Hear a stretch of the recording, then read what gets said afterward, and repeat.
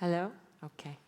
Great. Good morning, everyone. Welcome to the SANDBOX stage and to the South Summit. We're so pleased to have you joining us this morning, and even more so because I'm here to present one of the 5 schools that belongs to the IE University portfolio, the School of Architecture and Design.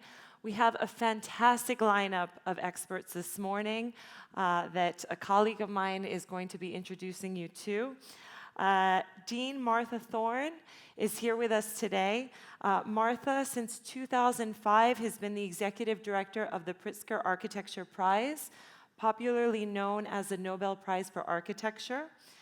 Prior to joining IE, she was the associate curator of the Department of Architecture at the Art Institute of Chicago during 10 years. Martha has authored several books and articles, and her interests are the city and making architecture and design relevant for the 21st century through innovative education. So it's with great pleasure that I welcome her to stage, and a big warm round of applause.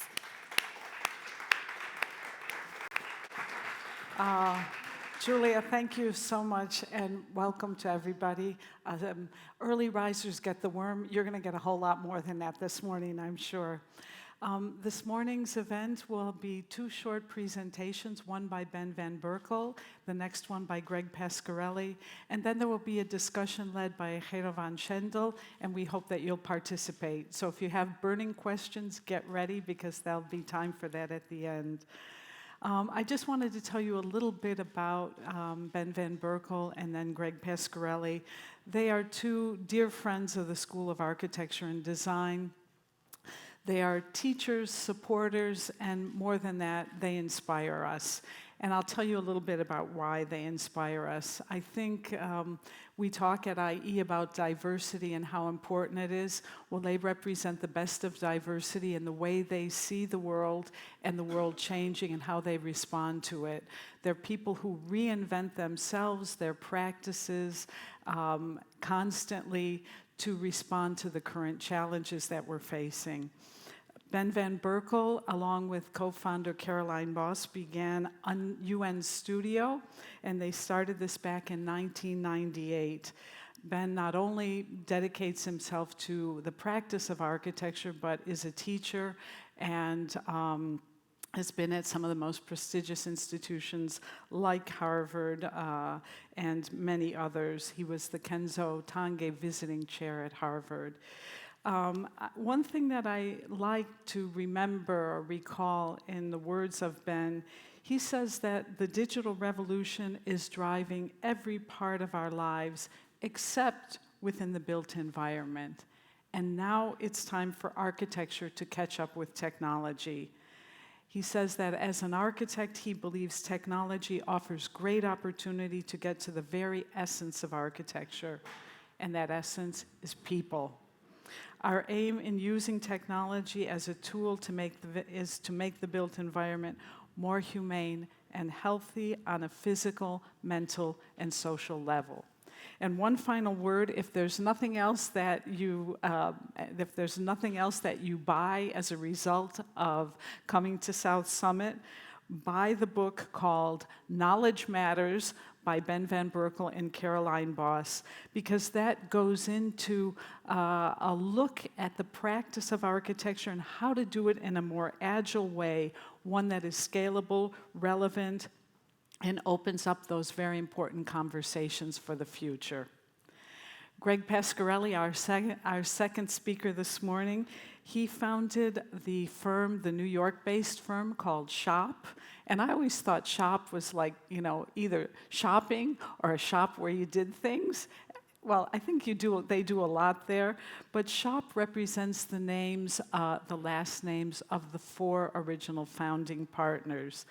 Greg, as well, is not only an architect. Let me tell you something about him. He studied business before architecture, and the people in his firm also studied technology before architecture. So right there you can see he's not conventional. He still continues to teach. We're so happy that he teaches for us here at IE, but he teaches in New York, throughout the US, and of course lectures many places. In 2014, Shop was named Fast Company's most innovative architecture firm in the world. And it's the reason is, well, you'll see when he gives his presentation, for how they conceive of architecture, how they use technology, how they face big challenges, but also for accepting equity in projects rather than the traditional payment of client to an architect in exchange for services. They participate. So from the business side, the technology side, Greg, just like Ben, is a very innovative professional, and we're thrilled to have him here. Without further ado, join me in welcoming Ben Van Berkel to the stage.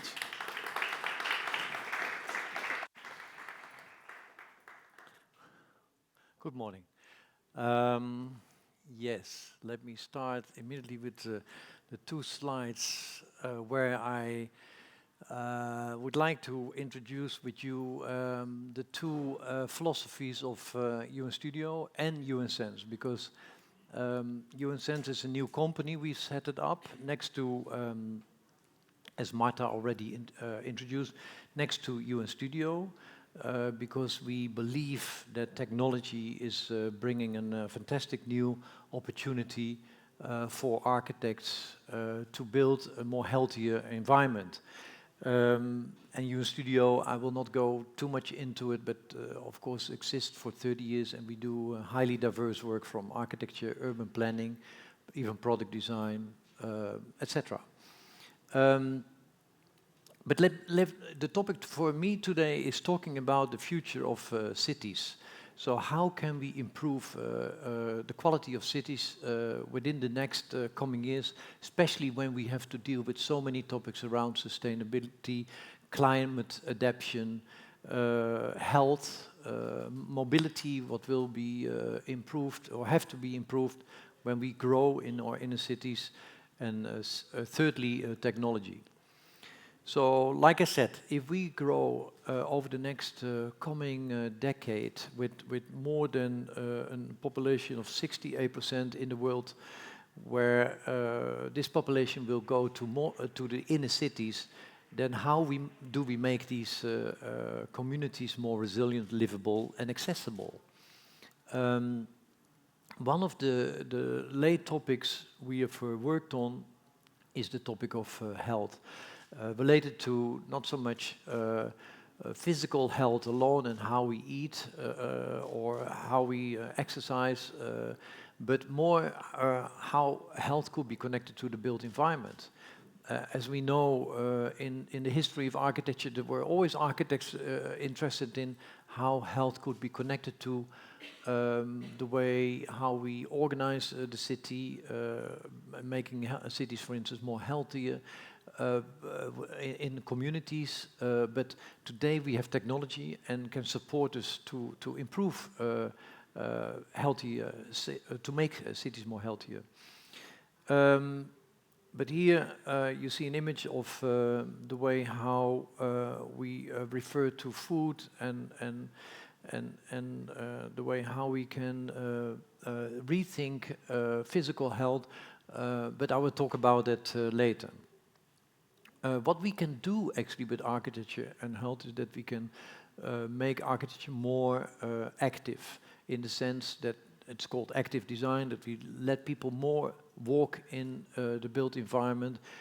We lately hide even sometimes our elevators in buildings, so that people will take, if the stair of course is attractive, that they will take the staircase.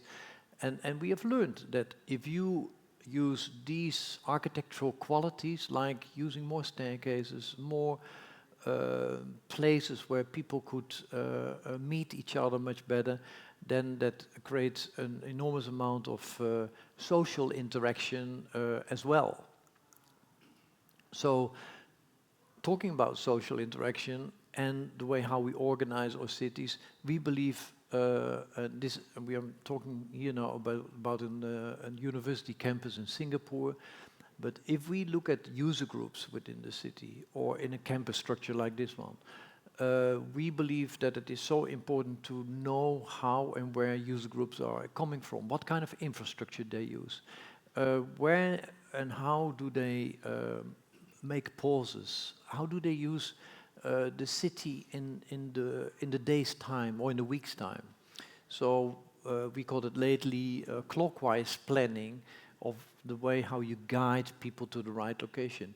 And maybe we do this because we look at areas who are too monofunctional or parts who need to be built new in the city, whereby we say we don't want to make these monofunctional qualities in the city anymore, but what we do with the data we collect, that we look at the way how we can make interactions between different programs within a site, so that in the morning, the afternoon, and even in the evening, late in the evening, people can meet and see each other, so to make a location much more lively.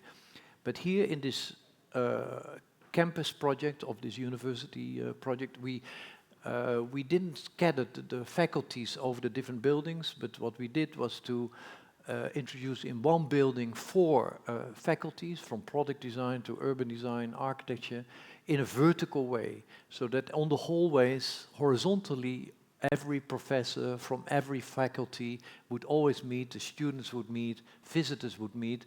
So in order to not only make a lively environment, on the one hand, you could say, but on the other hand, also to make an environment that stimulates and cross-virtualizes knowledge.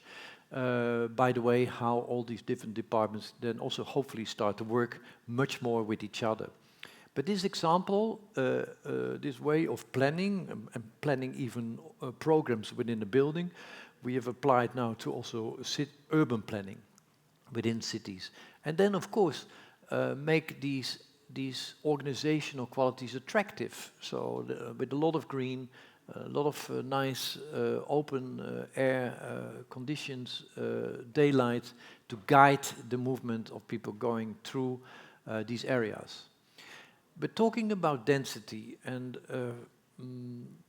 density we have to deal with everywhere at the moment, especially in the cities, what we've noticed in not only Europe, but in many parts of the world. But for instance, in Holland, we have to, in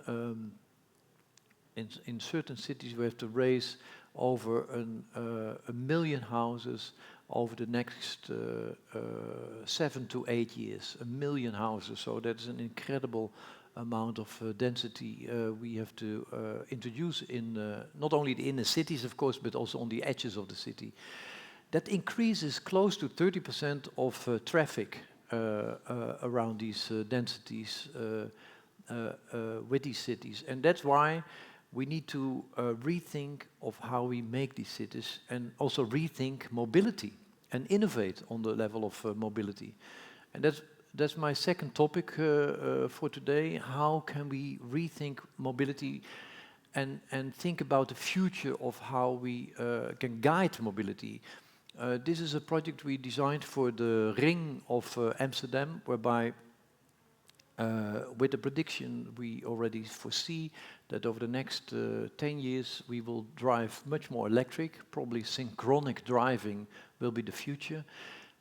With that we can reduce the profile of the ring, of the ring road around Amsterdam, and with that we introduced hubs where you can park, what you can see in the middle of that image, where you can park with your electric car and then not go with your car into the city center, but you could park there, you could plug into an electric system, and even with this building we believe that if you park with more than a few thousand cars in this building, that you could even generate energy for the context of this neighborhood.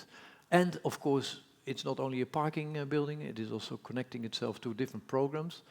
And from there you can take a city pod and move from there, or you can take a bike and move to the city center of Amsterdam. And this is a real serious discussion in Amsterdam.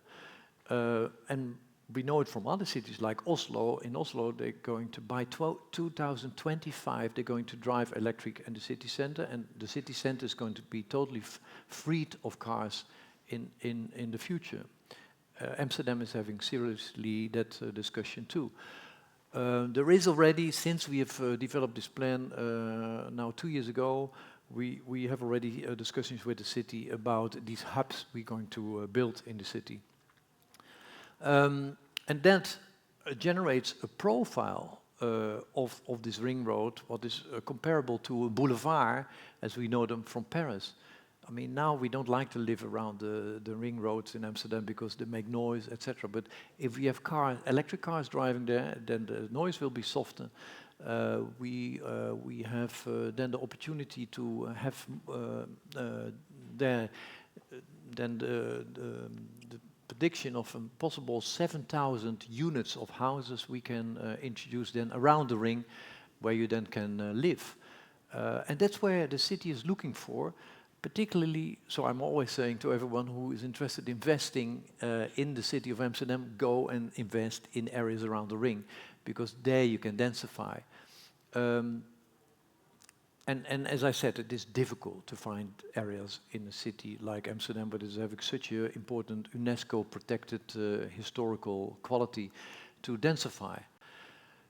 So talking about mobility and the future of living, we have been involved in many projects over the last years to connect ourselves towards in order to find out if they are interesting enough to connect ourselves to when it comes down to the future of living in cities. Like we know everything about right now the Hyperloop. But as we know that also the Hyperloop patents are freed up, so everyone can work now with this system. We have a fantastic group of people in Delft working on the Hyperloop in Holland. And this is a proposal what we developed with them to make a series of Hyperloop connections in Europe where you could actually really heavily compete with flying. Because from Amsterdam, taking in a Hyperloop towards Frankfurt is only 50 minutes in its time. You have to go there, and when you fly, then it's more or less an hour. So it's actually 10 minutes earlier, and you are there from door to door. And then what we did was to think about these new type of stations around the Hyperloop, so that you would not have a traditional station anymore, but a transit hub, comparable to the hubs I talked about before, whereby you can step over one mobility system to the next, and that you have a lot of programs connected to it, these different modalities. And as I promised, I talked early on about food, but you might think, what is food to do with architecture? But it's lately a hot topic, especially we noticed that in the north of Europe, where people are angry, quite angry, that so much food is traveling before it comes on your plate. In Holland, I mean, most of the food we get on our plate is or needs to travel close to 33,000 kilometers before you have it on your plate. And that's crazy, because the Netherlands is the second largest food exporter in the world. It walks into the forefront player in innovation and food production, and focuses itself on sustainable innovation. So how is it that we, for that reason, can't produce that food for our own local entities? Whereas there is so much innovation going around, from working with drones to robots, LED farming, etc. So how could we rethink this whole model? And this was a question from a group of farmers in the north of Holland, connecting themselves towards a group of investors who were asking us, can you rethink in the way how we could work much more together? So what kind of production techniques do we need to use to collaborate better and to make the food we produce more for local use? And there are many new techniques, as we know. You could today, with geomapping, you could not farm anymore in a quite linear way, but you can, with the quality of the earth you can find, you can decide on which part of each fertile ground you'd like to grow what. There are new systems in the way you can automate your machines instead of using the manual operational former machines. And as we know, a lot of farmers have the difficulty there to transform transform because they don't have the business models of how to transform their farms into an integral new system. Also, farming for inner cities is a whole new discussion. We are talking to a lot of Japanese companies right now who help us think in the way how in vertical buildings we could introduce LED farming in order to connect itself towards startup farms, etc. So would it then not be great to make an integral farm whereby a research center, a museum, where you educate people about the future of farming, as good as we do it in the region of Holland, and that the production of food, even restaurants and a market, could be part of this whole new farm. And how could we, from a regional farming strategy, bring that also to the local people in the region, not alone, but also in the city center, whereby, there you could work with food startups, a market, and also showing how this new production of food is celebrated. So, and here you see an example of how such a farm could look like on the edge of Amsterdam. It's called the Haarlemmermeer, whereby this museum, a marketplace, restaurants and everything could be combined with a visiting center and actually also connect itself towards the real production of food. And then, of course, bringing it to the city center. This is the hub I showed you before, but then transformed in a vertical farm, whereby all these activities, as I mentioned, could be even connected towards the electric car, giving electricity to the vertical farming and all kinds of other programs to be connected towards the ring road of Amsterdam, with the new housing units around it. So that took me a while. Gosh, I have to be careful. I have another 5 minutes. UN Sense is this company whereby all these things I showed you before is promoting the idea of how, with this architect company, we innovate with new technology.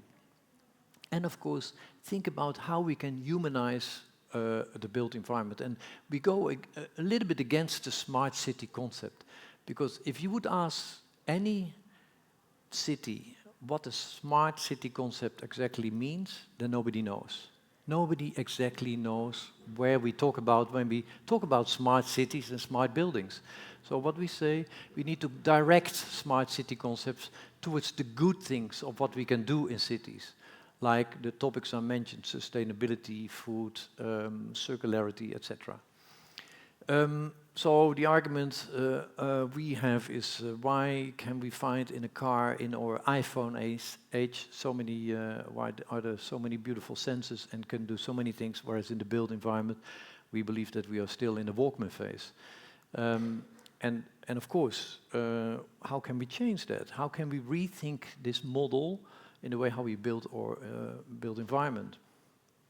This is a project we're doing in Helmond. It is a highly experimental project where we use all these new technologies. It's a project for close to 1,500 housing units, even a business park, so entrepreneurs can be part of this area. It's in the south of Holland, Helmond. It's close to Eindhoven, where you have also Philips, even Tesla is having a factory there. There are many startup companies around this area. And the neighborhood of this small city, close to Eindhoven, recognizes that the people who work in this neighborhood need to have another type of housing units and an environment where they want to live in than, let's say, the traditional housing areas as we know it. So what we did was to look at the way how the houses or the area could be connected to the way how the farmland is organized. So we use these zones of the agricultural history before into the planning of the way how these houses are organized on that land. We have their living, working, sharing communities and programs, a lot of integral landscape and a lot of urban green. And we have even the possibilities there that people can produce their own food. And you have to imagine, although this might look a project where you would not see so much technology, but there is a lot of technology involved. You can here have your individual garden, but the most interesting is you can have also a shared garden with 3 or 4 neighbors in the community and then produce your own food. But with the technology we are introducing here, you need to also know who's going to work on this in this garden and who's going to support it. So we create a lot of technology there in communication strategies that people also support each other in doing things with each other, so that you really get a very good binding strategy of how people share knowledge with each other. So this productive landscape and the way how we deal with water, for instance, when it rains in Holland, I mean, you know, it rains a lot in Holland. People mostly are often not so happy, but here people will be happy when it rains because the water is going to be all recycled and reused for their own community. So from energy use, the energy transition strategies we introduce here, water recycling and food production is all going to be part of this new strategy of how we develop these housing projects. And the most important is this data universe, what we set underneath the project. And we start with a 100 houses project, whereby we use a data platform, and it's organized in 3 layers. So you have the physical layer, the built environment, and then you have the data layer and the value layer, and that is the way how we deal with services in this neighborhood. And people here can decide if they want to be part of this this community or not. But what is the most interesting is that here we are able to protect the data. We have done a feasibility study already for 2 years, whereby we now are so far that we know that we can, and we had even cyber specialists involved in this whole study, that we can protect the data and that the data could stay within the community. But the most important that the users are part of this whole project. So we have endless discussions with the residents for this neighborhood, who are highly enthusiastic about the idea of having a community what is lively, what supports the positive things of our future in the cities. But the essence is that they also support technology to support the good things of circularity, what I mentioned, sustainable environments, and all the things I mentioned before. Yeah, so I leave it here, and later I can come back to possible questions. Thanks.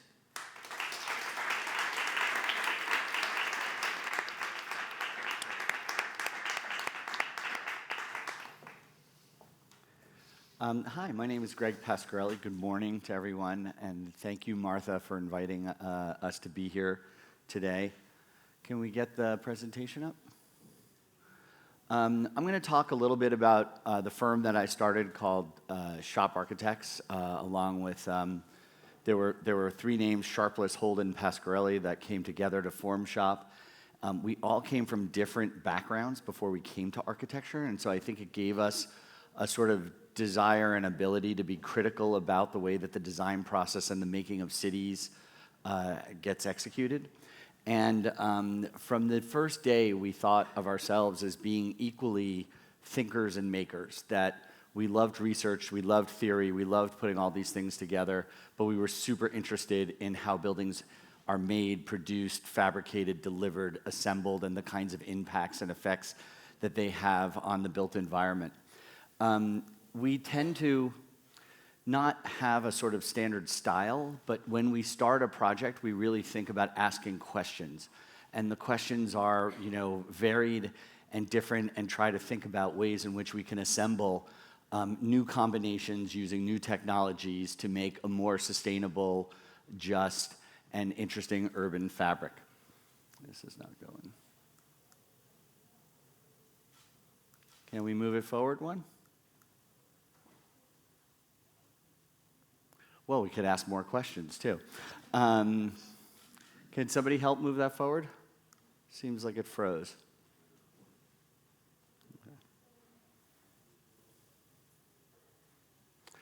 So I think that one of the things that we did, I'll just tell you, was we started to question the way in which drawings were made, the way in which we documented not only the buildings that we wanted to make, but the cities that we wanted to have to be in the future. And so oftentimes we realized that the way in which architects communicate was not necessarily the sort of best way to do it. So that we started to think about new ways of drawing, new ways of production, and thinking about buildings more like products, and thinking about, and instead of construction, more like manufacturing. And very early on in our research, we did some very small buildings that helped us begin to think about that, where the actual drawing set was very different. It was either instructions for machines to make the parts, and then sort of visual instructions for people to put those parts together. Let's hope this guy works. And then even the kinds of drawings that we're doing inside the studio right now, we realized that looking at plans, sections, and elevations, as architects and designers and city makers, we think in 3D, 4D, 5D, but then really we reduce a lot of that intelligence into 2D and then hand it to people who have to take that 2D information and bring it back out to 3D. And what we've learned is that working with, if you really want to make these kind of special buildings, that you need new kinds of drawing techniques in order to help people understand what you're doing, how it goes together, what the materials are, what the efficiencies are, and how to do it. And so we've now been pioneering technologies where the construction workers look at the models in the goggles and in the field and understand exactly what they're supposed to do before they have to do it. And it creates a tremendous amount of clarity and transparency and efficiency in the project as a whole. And then that's the little building that we did, which was the first building that was completely fabricated in the United States, the first building that was completely fabricated by the computer. As an innovative firm, we also have created other kinds of software that have spun out of shop. We created a company called Envelope, which can take any site. We started in New York, but it's now going around the country, and we've had some interest from investors in Asia and in Europe, where it can take the zoning code and the building code and a property, and what would normally take a very good architect or land use attorney somewhere around 12 hours to figure out, you could do it on your iPhone in less than 60 seconds and tell you exactly what you can build, all your options, you can model it, and it outputs it both simultaneously to Revit to start your architecture drawings, but then also into the spreadsheets to run financial models simultaneously so that you can move the architecture around and watch the impacts on the materials, the cost, and how long it would take to get built. To our very first building where we joint ventured as a developer, this was a building called the Porter House in the Meatpacking District. It was the first fully digitally fabricated facade in 2000. Which had no drawings whatsoever, but went straight from a 3D model to producing 4,000 panels to going up onto a building which was a mix of a kind of modern new building over a landmark building, historic building below. And again, this was an innovative thing, not only how we built it, but that we took an equity position in the project, and it was only because we took that equity position did our partners have or allow us to try something so new as the first fully digitally fabricated facade in Rain Scream in New York. And only 5 years later, because we had sort of taken some risks on how you put that together, we were challenged with doing the Barclays Center, which was the new NBA home for the Nets in Brooklyn, where we did 11,500 different shaped panels of Corten steel on 920 mega panels. We wrote all the code, all the software, produced all the fabrication tickets, wrote our own iPhone app that tracked the entire process from cutting to weathering.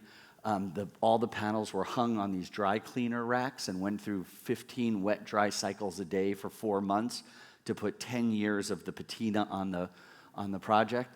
And then it was all delivered and put onto the building, and it went together in record time. And so it was so interesting that going from a 50,000 or 5,000 square meter project and testing out these new ideas led us to the sort of $1 billion stadium only 5 or 6 years later. And then you could see the interior, which was really about a sort of black box theater. And it was also a very interesting project, and it was the first stadium in the United States ever built with 0 parking spots. And that the whole project was built around that it was prioritized experience for those who come by public transportation over private transportation. Other ways that we've used technology is we were challenged to take this landmark building in downtown Brooklyn as well. It had a spectacular interior, was completely falling apart, needed a lot of revenue to restore this building. But we wanted to propose putting this would be about a 350-meter tower on top. But it was on a landmark building, and so we had to do something to get the approvals of the process of the project. And we did it through this idea of taking sort of convex and concave fluting of columns, and then brought those two together into what we called the convexicave pilaster. And we took those pilasters and wrapped them around the rest of the site. And the city and the Landmarks Commission was sort of so excited by what we were doing in making this connection of old and new that they, you could see this new base in the historic building on the back, that they approved this 1,066 foot tall tower to be integrated on the site. We used the roof of the historic building to be the sort of amenity space. And my favorite part is that we put the swimming pool around the dome of the building, so while you're lying there in the pool, the historic object comes up out of the water. And there you could see the tower. And then sorry about the sound, but we developed this app where you could then go to the landmarks and the city people and just show them what the building will look like when it eventually gets built. And it really helped us tremendously in getting it approved. And so you could do that in live time. Let's keep going. Did we freeze? There we go. And it will be the tallest tower and the only 1,000-foot building outside of Manhattan when it's finished, and we're under construction on it right now. Another way we've done that, I mean, it's all well and good to do it in these kinds of technologies in places like New York City where there's a lot of skilled labor. But then this is a project that we are doing in Botswana, Africa. It's and you could see sort of these are the ways that we sort of track the way that we build projects. And so it was really about doing this government complex. And this is software that we keep in the office to help us track the way we put these together. But we literally design every single part in the facade systems. And then we break them apart. We know every single piece. It's completely tracked. And we can send it to dozens, if not hundreds or thousands of different fabricators, and they just get the instruction set digitally for how to fabricate each piece that's out there. Then the pieces are sent, and then they're assembled, sort of like the best IKEA furniture you could ever imagine. And we track these, and then we're able to know exactly where the parts are. They're numbered, they go together, and it's a very easy way to begin to build really beautiful, high-quality kinds of buildings at a very affordable price. Around the world. And so here you could see those pieces as they come in parts, and then they snap together and go on the building. And this is the building a couple months ago. It's just getting towards its finish. So this is doing this kind of thing in a place that has very little skilled labor. We've spent a lot of time with knowledge transfer. We brought some of the equipment, fabrication equipment, down to Gaborone in Botswana. And it's amazing how the building has gone together. To another way of using technology, again, this is a sort of living, breathing building that we're doing for Uber's headquarters in San Francisco. And so the idea, Ben, it was great seeing your data about using the stairs. It was the same exact idea. And so the building, basically, only 60% of it is air conditioned and 40% of it is not air conditioned. And the building, the facade lives and breathes, and it's basically built around a whole series of staircases and meeting rooms, and every single place that you collaborate, it happens sort of within this front porch of two buildings that are then connected by bridges. And it was a huge amount of modeling on the sort of data and the biophilia and the way in which we're putting the plantings in to help create and temper the microclimates in the building itself. So here you could see kind of walking through those spaces.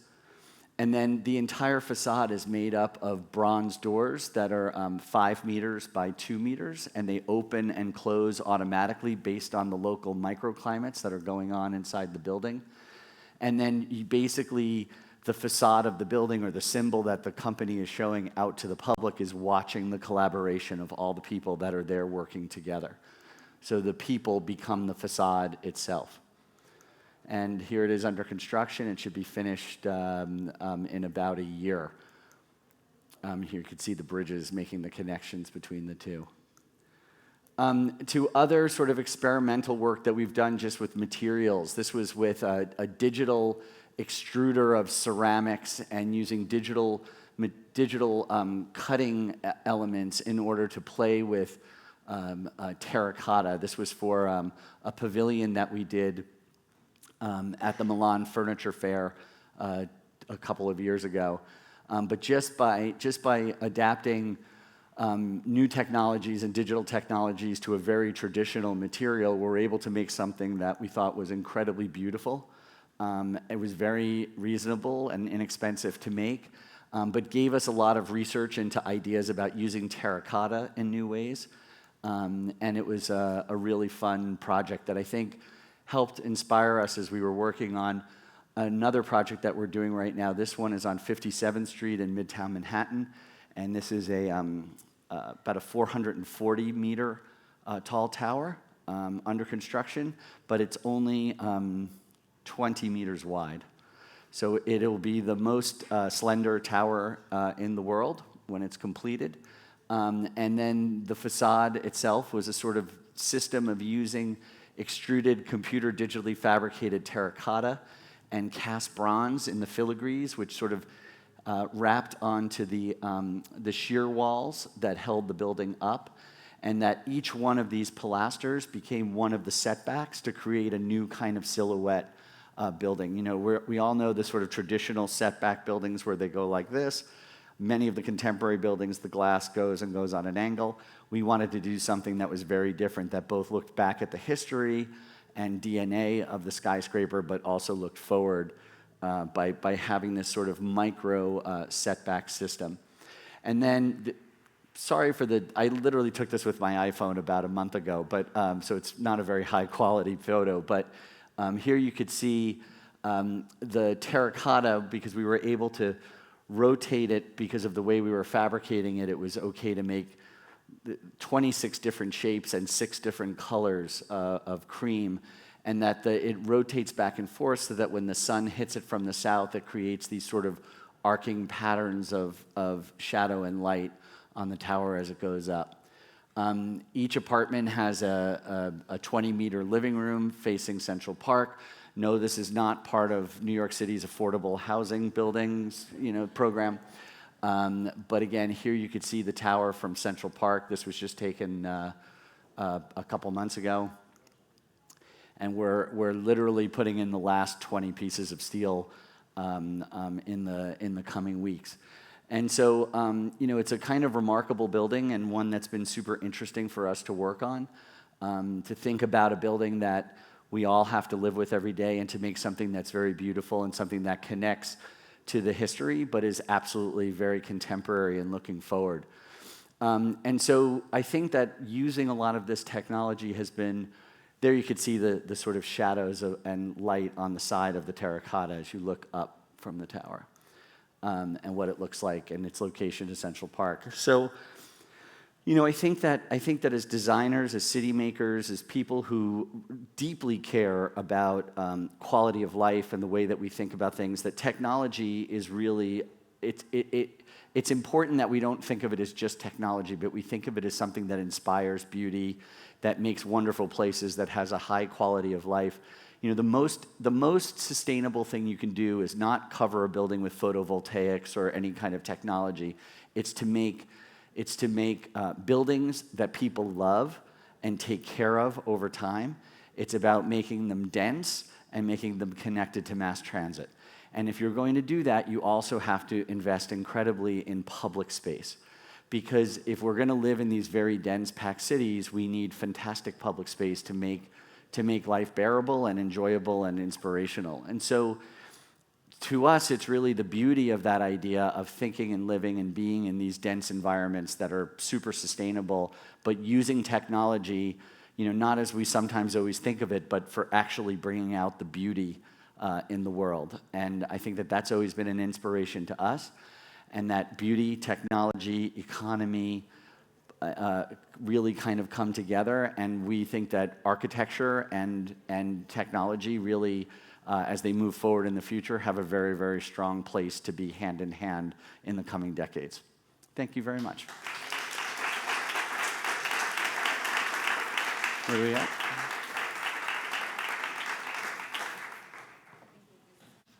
Head and move right into the Q&A. No? Oh.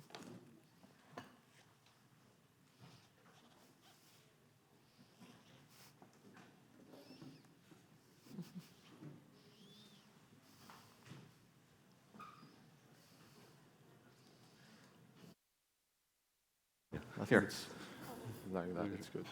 Thanks. Okay. Cool. Perfect. There you go. Okay. Oh, that's nice. Thank you. That's nice. Thanks.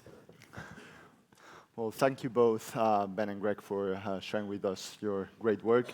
First of all, I want to say we have 10 minutes, so we're going to jump straight into the point. But if anyone has 1 or 2 questions at the end, we might just take them. So think about them. I would like to start with a quote from Ben's talk that was, what has food to do with architecture, with spatial design? And actually, in the talk, it has a lot to do. We spoke actually also about health, food, technology, data, demographics, automation, systems, manufacturing. And what that brings to mind is that the architect of the future must be more than anything a strategist, an integrator of different profiles, different skills, more than someone that is identified like someone who only does buildings. So in your companies, in your work, what we see is a shift in mentality from the architect, the traditional architect, into one that is more guided by the entrepreneurial mindset. So I would like to ask you about how you have fostered that mindset and that culture within your companies, in your teams, and in the structure, in the way you work. You can start if you want. Yeah, that was the most difficult, because I mean, you have to imagine, if you're an architect who used to, we started in the same way, I believe, so more than 20 years ago, with an architectural office what is organized in a quite linear way, whereby you meet the client, and sometimes these were individual meetings. Like I remember that I met a client, and he said to me, Ben, can I just have a lunch at you? And maybe I was still sitting on the kitchen table at that time. So I was working at home with 10 people in the office. This client was saying, can you do me a project for the next couple of years? And it's going to be so around 80 million. Can you say yes or no tomorrow? That was, how you would work. Yeah. Today, that's totally different. So we are responding also to the environment where we work in. It's not so that we invent suddenly a knowledge platform or material platform within the office. Of course, we have our own philosophy and ideologies, but don't forget, a client comes today also on the table with 20 specialists if it is a big project. Yeah. And that's what makes the world so far more interesting today, that you have to respond much more differently as an architect to your environment than ever before. But of course, I mean, I believe in it, that you need to keep on innovating with the company. I mean, it's clear that Greg is going much more in the building environment than any architect maybe in our lead is doing. We are learning, but on the other hand, we for instance noticed that it is today really necessary to think about these new possibilities of working with technology, where Greg is also talking about. But maybe we go into the direction more of self-learning environments, where technology is also used in the production technique, but that it can be maybe applied also the way how people share data and how you can learn from the building, how sustainable it is over the next 10 years. Because that's what you can do now with technology. You can check in 5 years if all these sustainable ideas Yeah. you projected on the project and to the client, if they're really worthwhile and financially worthwhile or not. Yeah, so think resiliently. I mean, I think that architecture is the last great generalist profession. That what we're good at is synthesizing a lot of different ideas from around the table and bring a way for people to understand it spatially. And so everything that Ben is saying, we completely agree with, and the learning and the feedback loops. But it's really important that the architect of the future, the designer of the future, the way that we make cities, you have to have all these different skill sets, and it's about the synthesis, and it's about the communication as to why this is important. And then I think it's about proving that what you're doing or learning from what you're doing was actually the right way to go.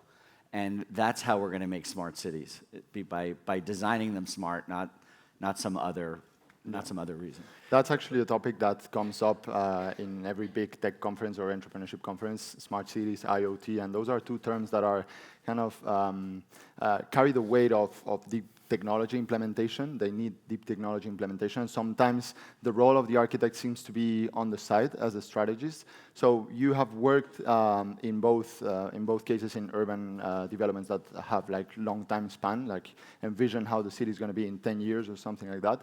How is the ideal or optimal collaboration model between architects and technology companies and institutions in this sort of smart city envisioning projects? I mean, they're there. Luckily enough, they're now there, especially with the company UN Sense, what we set it up. We have noticed a lot of interest. So we can work from Microsoft to any other firm who is interested to work with us. On the other hand, we have learned also that you have to be careful with these bigger companies, because then we do get some of the projects Google already planned, and we've seen the problems there. That you have to be careful that all these data are not going to the big companies, but that you use data in a positive way. I'm always worried where you start to collaborate with deep technology and the companies around it, that it is then used in the wrong manner for efficiency models alone, and that it is not going for the quality of public spaces or the quality of the way how people can be living in a more positive way. For instance, I had not the full time to talk about this project in Helmond, but what is so amazing, these people who want to live there, they are not only the seniors who want to live there with the idea of that they can produce their own food and that they have less lonely environment than most of the neighborhoods where these people live in today.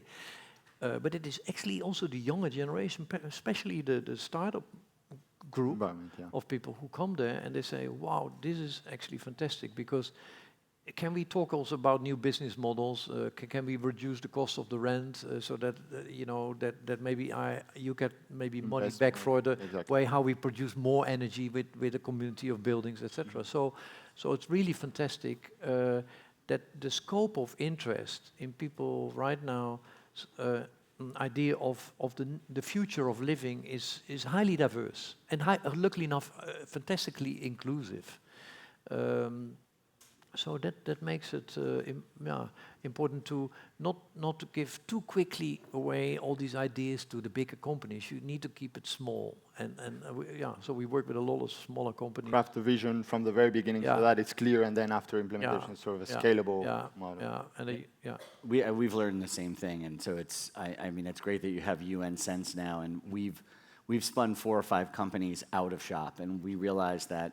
We do the seed investing ourselves. We then bring in the venture capital, and then they go out. So the newest one that we're doing is a really exciting new platform that you could build skyscrapers in the same exact way that we are building our facades. And so after 20 years of doing that, we've learned that it's if we're going to solve or help solve the housing crisis, it's about the sort of cost efficiency, but high Speed. quality, Yeah, high quality space and beautiful space. And the only way that we could see doing it was just doing it ourselves. And so it's been really exciting the last year as this new company is launching out. And we've already got our first building that's going to go up in Manhattan in about a year from now.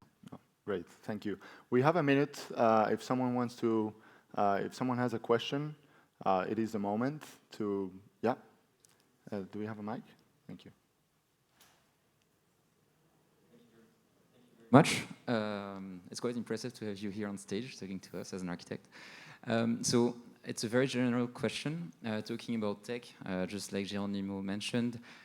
A project like SIDEBOX Lab in Toronto, which everyone talks about and claims that they take everyone into consideration, very inclusive. I just wanted to have a quick, what were your quick thoughts about such a project? Well, you should feel this because I'm under NDAs that I can't talk about.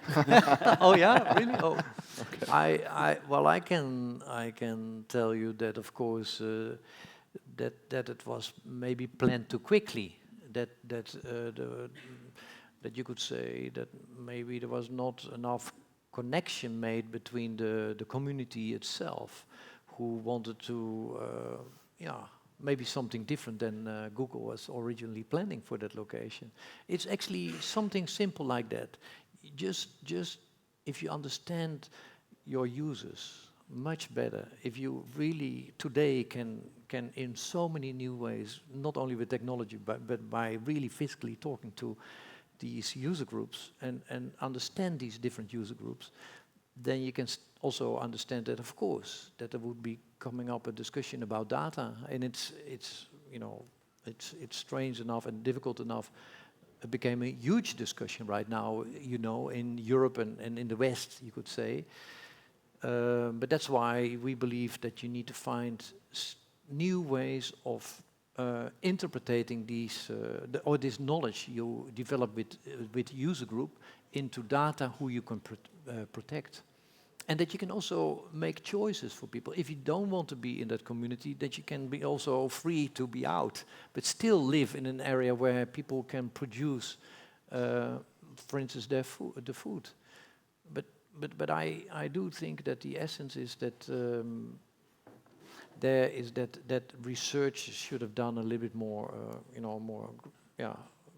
on a basis where you could have a much better brief to argue for the right way how you would have developed this project. Thank you. The brief is very important. Sure. Thank you. Well, given the fact that you can speak because of the NDA, we'll close it. I would just say that thanks for being here, and it's great that we start bridging the gap or keep bridging the gap between the huge potential of architects as strategists and the entrepreneurial world. So thank you very much, and thank you, South Summit. Thanks. Thank you. Thank you. Always good to see you. Oh, ik wist het. You're going to turn us off. Sorry. Yeah. Sorry, we just...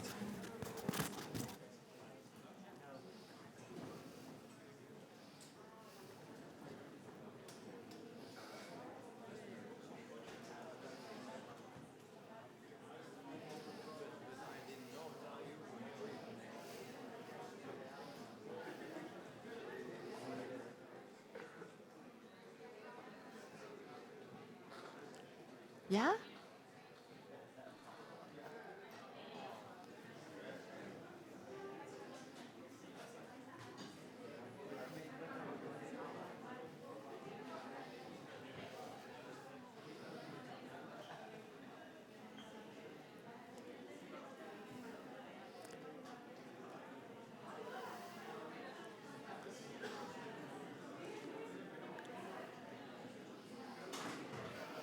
¿Qué tal?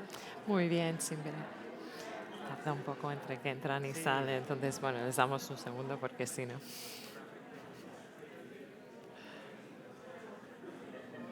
29 minutos. Pensaba que eran 30. Te añadimos uno. Broma. Ahí lo sé. All right, feel free. There's some seats over here on the left-hand side. If you want to come to the front, we're going to go ahead and get started.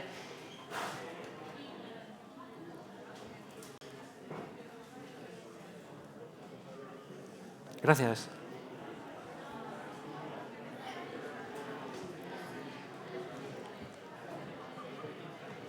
Well, should we sit or? You can start sitting, yeah. Yeah. Save some time. Nina, you want to sit in the middle? Okay. Maybe there, Daniel? Michael or Rod? Yeah. Excellent. Okay, well, we're going to go ahead and get started in the spirit of time. So we're going to jump right into the next session, which is going to be on generating value through design from strategy to products.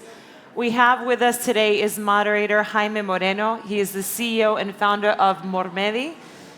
Jaime is from Madrid and studied architecture and continued his training in Switzerland, graduating in industrial design from the prestigious Art Center College of Design. His 21 years of professional experience.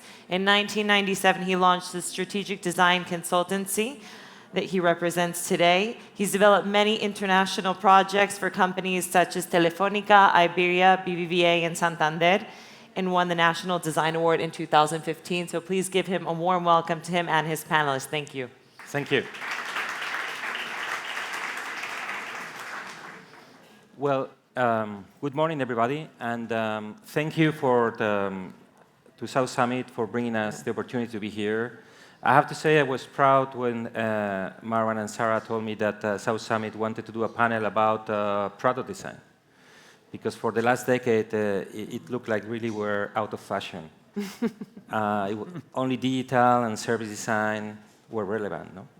I think today we have great panelists. I mean, we are all designers here, working in different industries. I would like to make a brief introduction. I mean, Nina Warburton, she's a designer, and she has been working on a design consultancy for many years, and now she's leading Philips eHealth home appliances, and she can introduce a little bit more later by herself. Rod White, also industrial designer, and working for more than 25 years for Philips, and now he's leading TV and audio. Michael Smith, he's also a designer, and he's working for Dell for the last 12 years, and well, he's fully responsible for all the commercial products from Dell. And Daniel Schubert, last but not least, he's also a designer. We graduated together from our center, and he's leading a division at Vodafone since more than 15 years, I think, where he takes care of all the devices and customer experience that is coming out of Vodafone. So I would like to launch a first question to you all, and feel free to, about what do you think is good design? Who wants to start? Start, Michael. You want me to start? Yeah, go on. This thing on? What is good design? I think that the other question is, what is bad design? The opposite of that.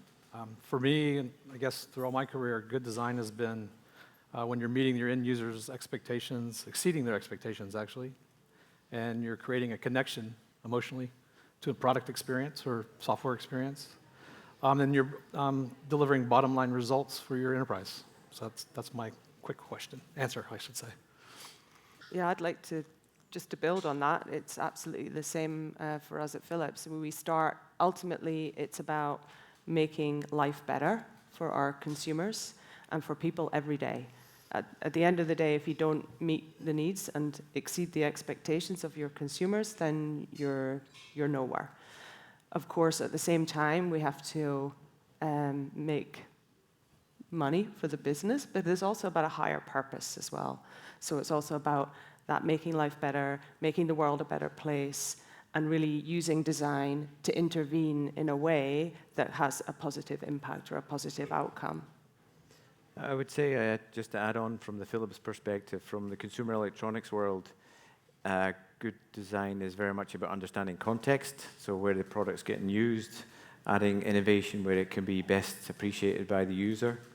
And ultimately, it's also about no unnecessary decoration. So as a design team, we try to make the best possible experience, but with all the parts that are needed and no more. Yeah, maybe to build on top of that, I mean, I agree with everything that was said, obviously. I think there's another element in the equation, which is brand. the design, the tangible hardware in particular that you give to people to deliver a service or whatever you might do, that actually tells a story about your brand, who you are, what you stand for, and what attributes you want to deliver. And that can be really, really strong, particularly in today's world, where we're so service-driven and where the product doesn't necessarily communicate its function anymore as it used to. And in that sense, I mean, you mentioned before, I mean, it goes beyond the aesthetics, no? What's the balance between aesthetics, functionality, but I would say also between the strategy of the company? Well, I would say by now, on average, in my area of the industry, all main brands have got good design. So there is no such thing as terrible design in consumer electronics because everybody's looking at the same websites, referencing the same trend documents. So I think to lift your brand and understand the position of your brand is intrinsic to what Daniel was saying. You have to understand what your brand values are, push them through the design, and then the combination of the usability and the function and the usability are hand in hand. Yeah, so from my perspective, the balance between aesthetics and functionality all comes together in the experience. So if you deliver a great experience to people, and it does go beyond the product. So it goes to how we talk about it, the expectation that you set, but the communication that you can deliver through a product is still a very core and tangible part of that overall experience. So they might have a service around it, you might have connectivity around it, but ultimately the thing that people hold in their hands, it has to delight them, it has to create some emotional connection with them, otherwise it just remains a functional object. And we do have those in our lives, but the things that really give us pleasure and can engage with us emotionally are the things that bring that experience into a really positive thing. Yeah. I would say that, for Dell at least, we've gone through an evolution over the last 20 years where we used to get into a lot of conversations around functionality or usability versus design aesthetic. I think to just kind of build on what Nina said, the design is not something you just put on a product. It is the product. It's the connective tissue all throughout the way the user experience is kind of brought to fruition. So we do spend a lot of time. We have our usability and UX team is bigger than our design team, but we all work in the same team. So we're always constantly looking how to simplify, but do that thoughtfully. We want to make sure that the experience is appropriate. There's a lot of times we get into debates over legacy type features. Do you jettison those in the next generation, or do you need to wait 2 generations? So it's just really about striking a balance. And to use Rod's point about context, it really depends on, so for example, we do rugged computers, extreme rugged computing systems for research scientists, military, oil and gas. Those things are mission critical. If you try to jettison some of that functionality for the sake of getting slightly thinner or slightly lighter, you're probably going to create a very horrible experience. So anyway, that's kind of a quick answer. Yeah, I think most has been said, but I think one critical piece for me in the equation is that product design is not just what the product looks like, it's how it functions, that's an obvious one, but it is that equation from the very beginning on who are you as a company, what do you want to deliver, what are you trying to solve, down to the point, how do you deliver it to a customer, how do we have aftermarket service. For example, one topic we have quite regularly is refurbishment. If you build a router, that thing is going to come back at some point. You need to take it apart, refurbish it, and be able to ship it out to a customer.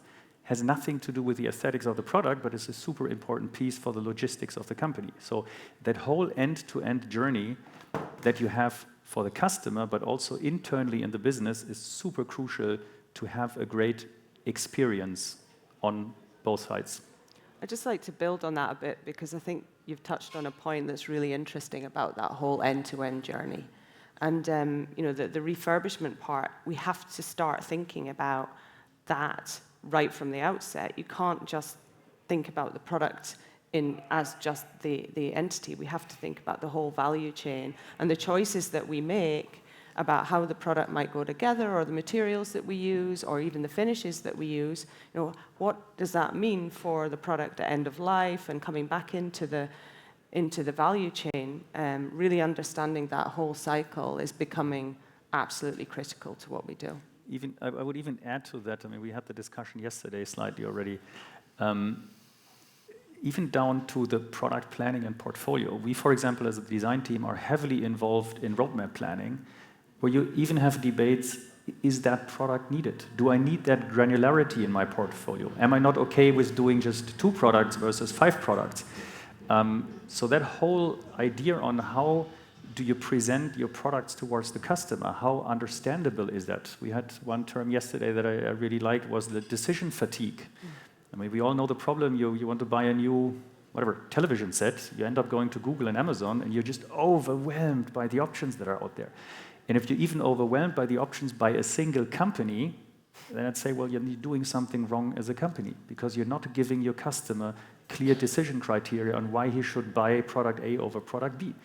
And in today's marketing world, that sometimes is the tendency that you try to do something for everyone, and you end up with this huge amount of options that are not good for the business, that are not efficient, and they're confusing for customers. Thank you.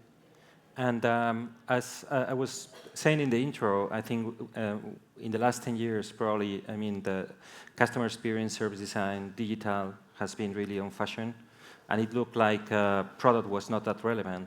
But I strongly believe that product design clearly gives a competitive advantage to many companies. No? And I would like to listen to your point of view. I mean, you're leading, I mean, that part. What or how is product design delivering a competitive advantage to your companies? I think the training that product designers get, both in the university, but also as they become professionals, is that they're very aware from an umbrella or a high-level position how structures can properly work, both on screen but also in reality, both from consumers, the full consumer journey of before pre-purchase, purchase, and using the product is very much intrinsic to the role of a designer to understand the best ways of creating innovative solutions. So of course user experience has been a buzz for the last 10 years and will remain so, but the role of connecting the user experience designers and product designers is our role in order to make a fully holistic experience that communicates the brand that we work for. Yeah, so to build on that, we at Philips, we see design as intrinsic to the success of the business, and that goes right up to the exco level. They're incredible supporters of design, and design has been a part of Philips for over 90 years. So it's got a huge legacy, and it has a very strong seat at the table. I mean, Rod's been involved in a lot of that history. And what that does is it means that we're intrinsic to the whole process, and we start with the business right at the beginning of the value chain. When we're developing the value propositions, like Daniel says, when we're working on the roadmaps, when we're looking at the strategy, the role of design is clearly called out. And that's really important. And it's not just the digital and the service. Of course, they're there, but the product is still a critical part of our brand and a key brand touch point for us. So creating that delight and that expectation around that product is extremely important. And we have to be very careful that we don't, a British expression, throw the baby out with the bathwater. And we make sure that we preserve that craft and really understand what that means for us. Yeah, I would just say, kind of Daniel mentioned before, this whole end-to-end go-to-market, understanding where design fits in that journey and the influences you have down the line. When I came to Dell, I came because design is an equal seat at the table with engineering and marketing. We're actually probably a three-legged stool, if you will. Yes. And then we also have to very much understand supply chain, the decisions we make that impact supply chain, simplify thoughtfully to keep, we're all part of the roadmap process. So I think that's where the creative or the advantage, competitive advantage is. You have to have it. And it has to be thinking not only within the design team, but pervasive throughout the whole organization. So we're very much a multidisciplinary design team. So and everybody refers to everybody else as a designer, whether you're a software architect, a usability expert, mechanical engineer, electrical engineer, we're all designers. So that's how we approach it at Dell. Yeah. I mean, I have to say I'm actually almost quite allergic to that differentiation between UX design and product design, because to be honest, it's all doing the same thing. It's solving problems, whatever they might be, and trying to find really good solutions that delight people. And if you look at all the buzzwords right now of design thinking and agile, this is stuff that has started 20 years ago in product design agencies. And yes, things have diverged a little bit, that sometimes it's more digital, sometimes it's more the 3D product. But I'm also convinced things will merge again. As soon as you get in VR and AR, well, you need to build interfaces in 3D again. So it is one and the same thing. And I find it more challenging to have business consultancies coming around the corner, trying to teach that creative process, even though they have no background in it. That's where I think the bigger challenge is. Well, I guess a good example is Deloitte, Bain, all the big consulting, McKinsey, they've all acquired design firms and ingested them into their organization. So that just tells you why it's important. Yes. And, Exactly. There's no doubt it's important. And actually, what's critical is that we stay really on top of our game as designers to really understand this new world that we operate in. The responsibility on designers is greater than it's ever been. And as we start to think about that whole value chain, we start to think about the end-to-end, we play a pivotal role, have played a pivotal role for years. It's becoming even more important to be the spider in the web, as it were, and speak the language of the other disciplines and really try and pull everything together around that end customer or end consumer, whoever is the receiver of what we create. Mm-hmm. Thank you. I have been in the industry for more than 20 years, and we have all been listening about customer-centric products, but still find clients today that are product-centric. What's your perspective? How can companies move from a product-centric to a customer-centric approach? I think, at least from a Philips perspective, it's always been the case that it's not a technology push, it's a consumer need that we're addressing. So I think also but most brands by now are aware that there is a full 360 experience of what that product experience can be.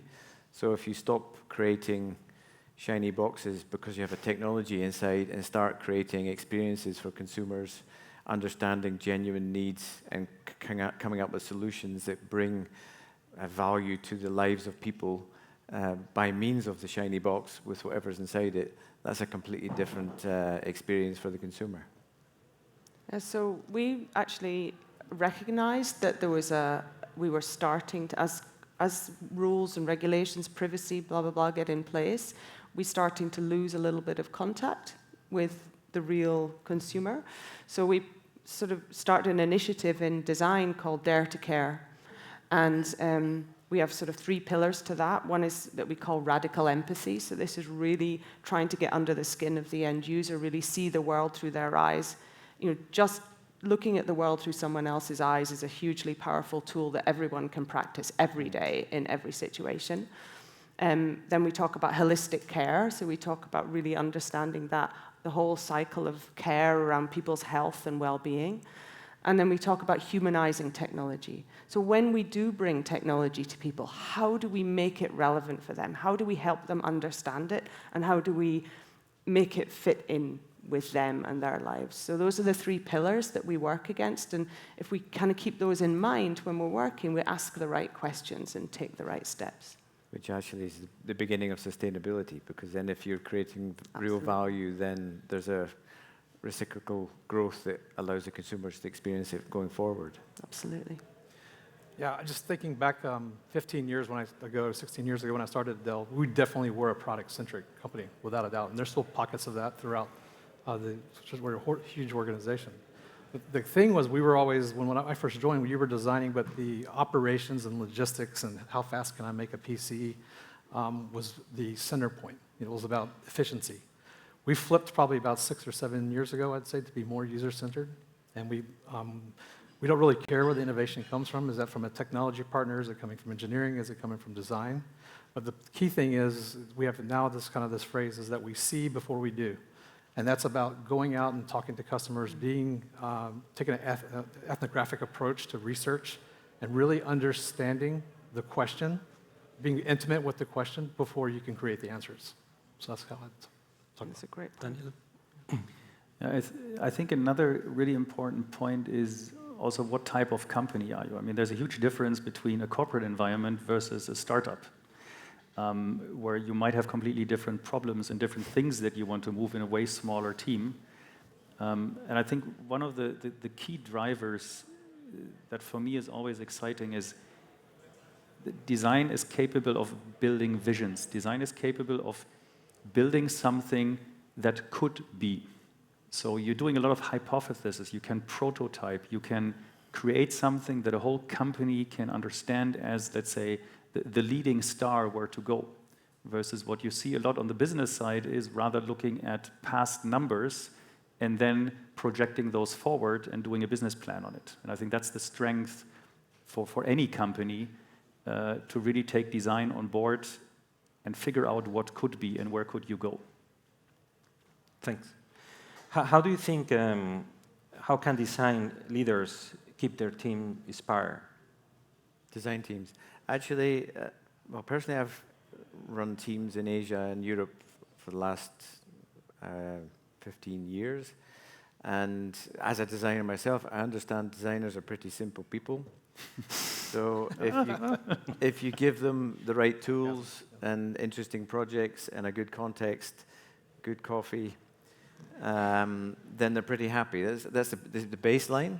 Okay. If you give them the basics. But inspiration? But then the inspiration, I realize also that diversity of projects suddenly opens up the eyes of a lot of design teams who are crunching out this year's range of last year's products. And from a personal insight, over the last 2 or 3 years, we've been working with a few other different businesses in luxury goods. So basically, to find some space between our Philips brand and metal companies and audio companies who are experts in their own field. So basically, that became from an initial project idea into a partnership. Starts to bring stimulation from different industries into ours, and you end up talking the same language but from different viewpoints, and that's really inspired the teams over the last few years, which was much greater than we'd imagined.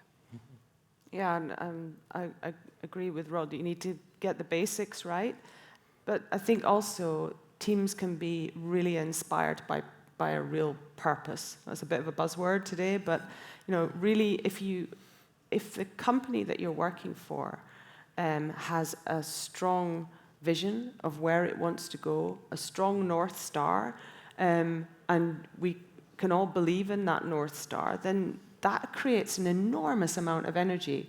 We just did a session where we opened up our design floors to all the different teams so that they could do what's called a Gemba walk, which is like where you go to the place where the work is done.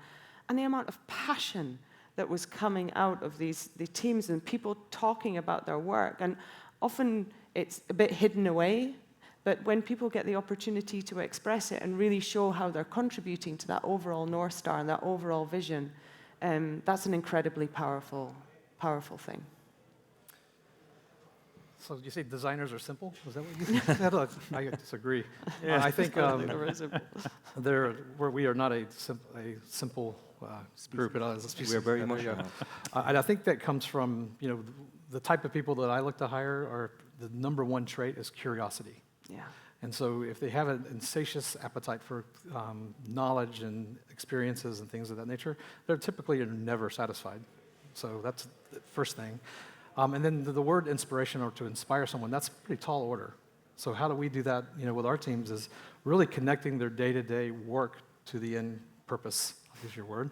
And just a real-time example, I was in Shanghai last week, and I took along 3 of my Asian design team members, and I had them do all the press events, had them do all the customer sessions, and they came away with, wow, I get to listen to the customers, point-blank range, saying, this is my problems, this is where I need your help, and then they go back to the studio, and they're energized and ready to go, because now they're connected to who they're designing for and why they're doing the work they're doing.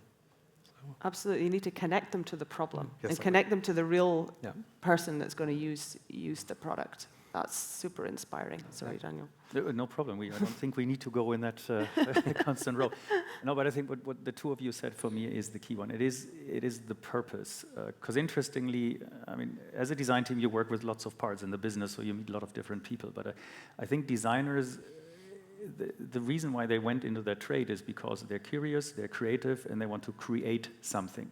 So most of people I've always had in my teams have a huge intrinsic motivation. So I actually rather have to send people home early and kick them out of the studio than force them to work longer. But that only works as long as you have that purpose and they have the feeling they know why they're doing this and they can really change the world a little bit, because that's eventually why every designer kind of studies design. As soon as that gets killed and you realize the business does really weird decisions or kills off things that actually would have made sense, that's when your team motivation basically goes down the drain. Okay. This event is related to tech companies and entrepreneurship and startups, no? How should tech companies address design in order to succeed? I would say there is some tech companies or some banking companies or whatever have seen the trend of adding design to their skill set, and some have been guilty of applying it like lipstick. So then if you add it as something that you can have on your website, then the value is very thin.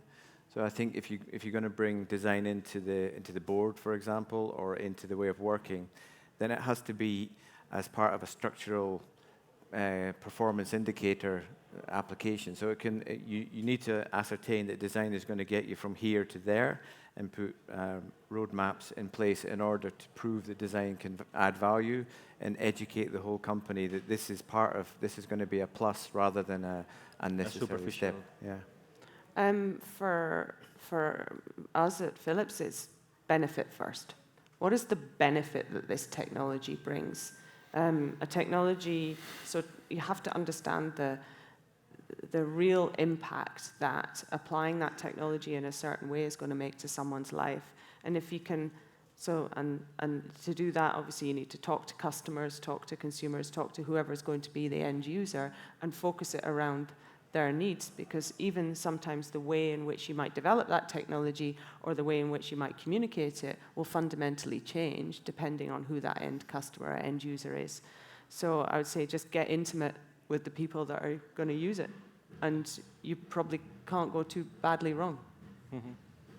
I think the way I'd answer that question is really it's a partnership.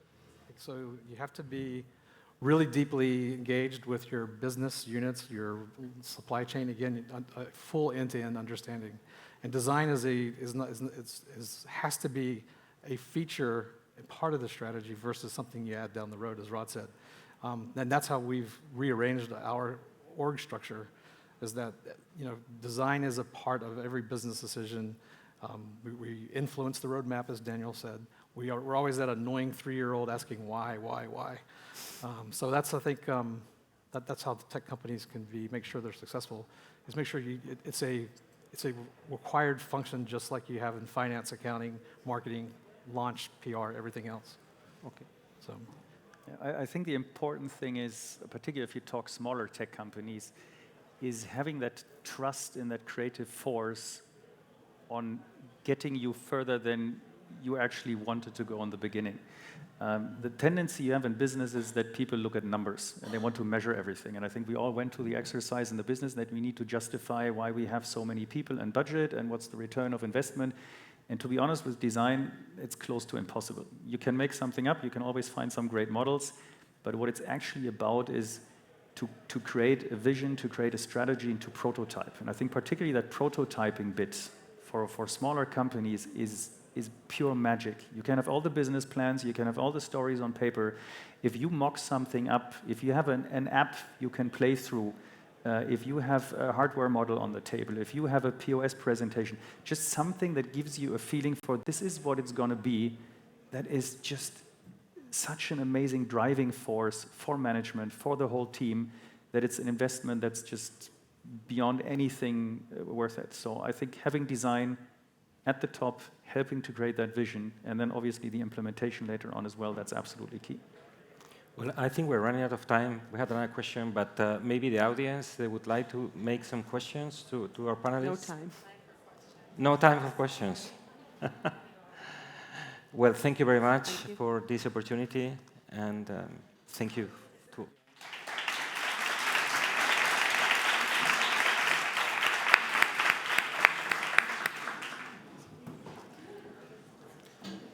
Thank you.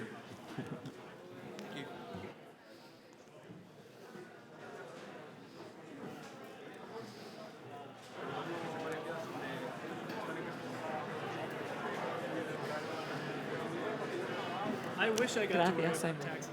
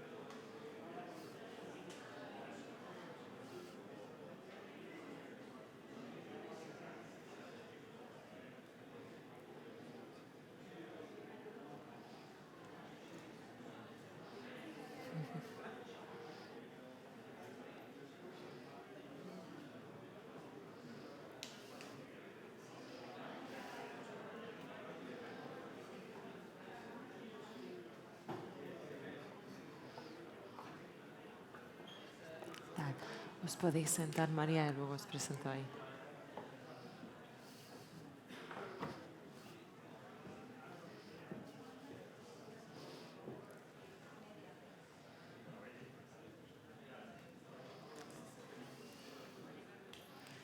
Great. If everyone can come take a seat, we're going to get started.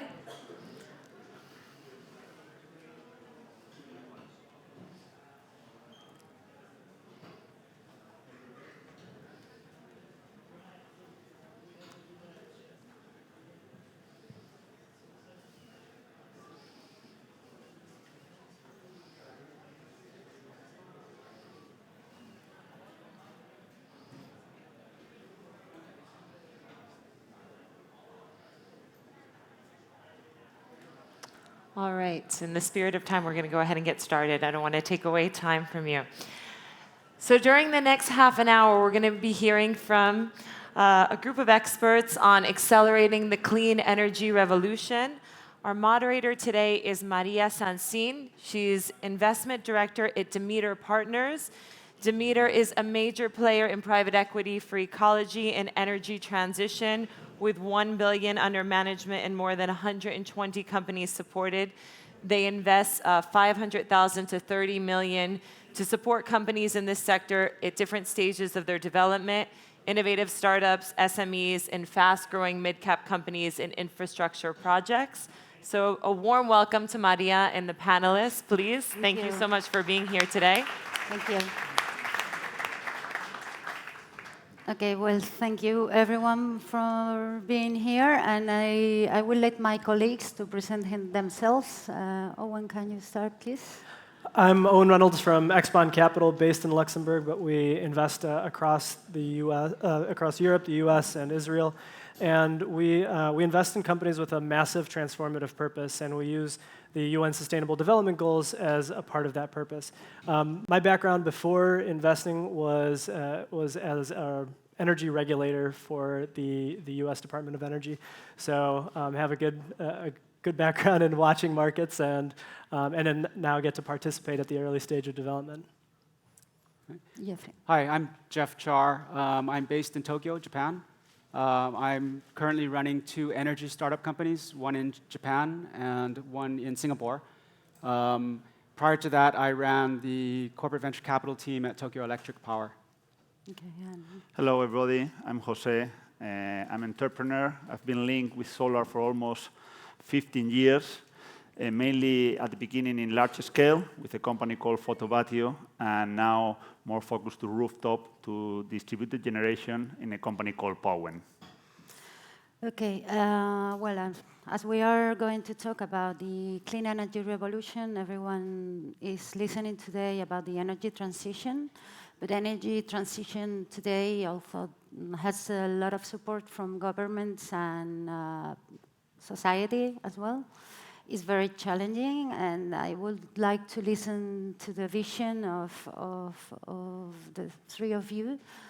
We are going to start by Jeffrey, who has been advisor, investor, and also CEO of multiple startups in the energy sector. So what do you find more challenging? So I think it really depends on the market that you're looking at. Again, one of my companies is based in Japan, and so Japan, like Spain, is a developed economy. We've already built out the grid infrastructure, and so integrating renewables is always viewed at, from a paradigm of an existing grid. My other company, Sogo, is based in Singapore, but we're focusing on electrifying off-grid communities in Asia. And so in those situations, basically the communities don't have a grid. There's no grid that exists. And so you're looking at things from a kind of a greenfield, and you don't have the regulations, you don't have the existing infrastructure, and so it's a much different equation. So it really depends, I think, on whether you're looking from that paradigm or whether you're looking from a developed economy paradigm. Mm-hmm. Okay, and in this context, are you finding like today, for example, storage is affordable, or which kind of technologies are you looking for in order to implement in Sogo? Yeah. So again, I think this is true for all economies that are trying to increase renewables, especially when you've got wind or solar and it's intermittent. So storage is a very important piece of that puzzle.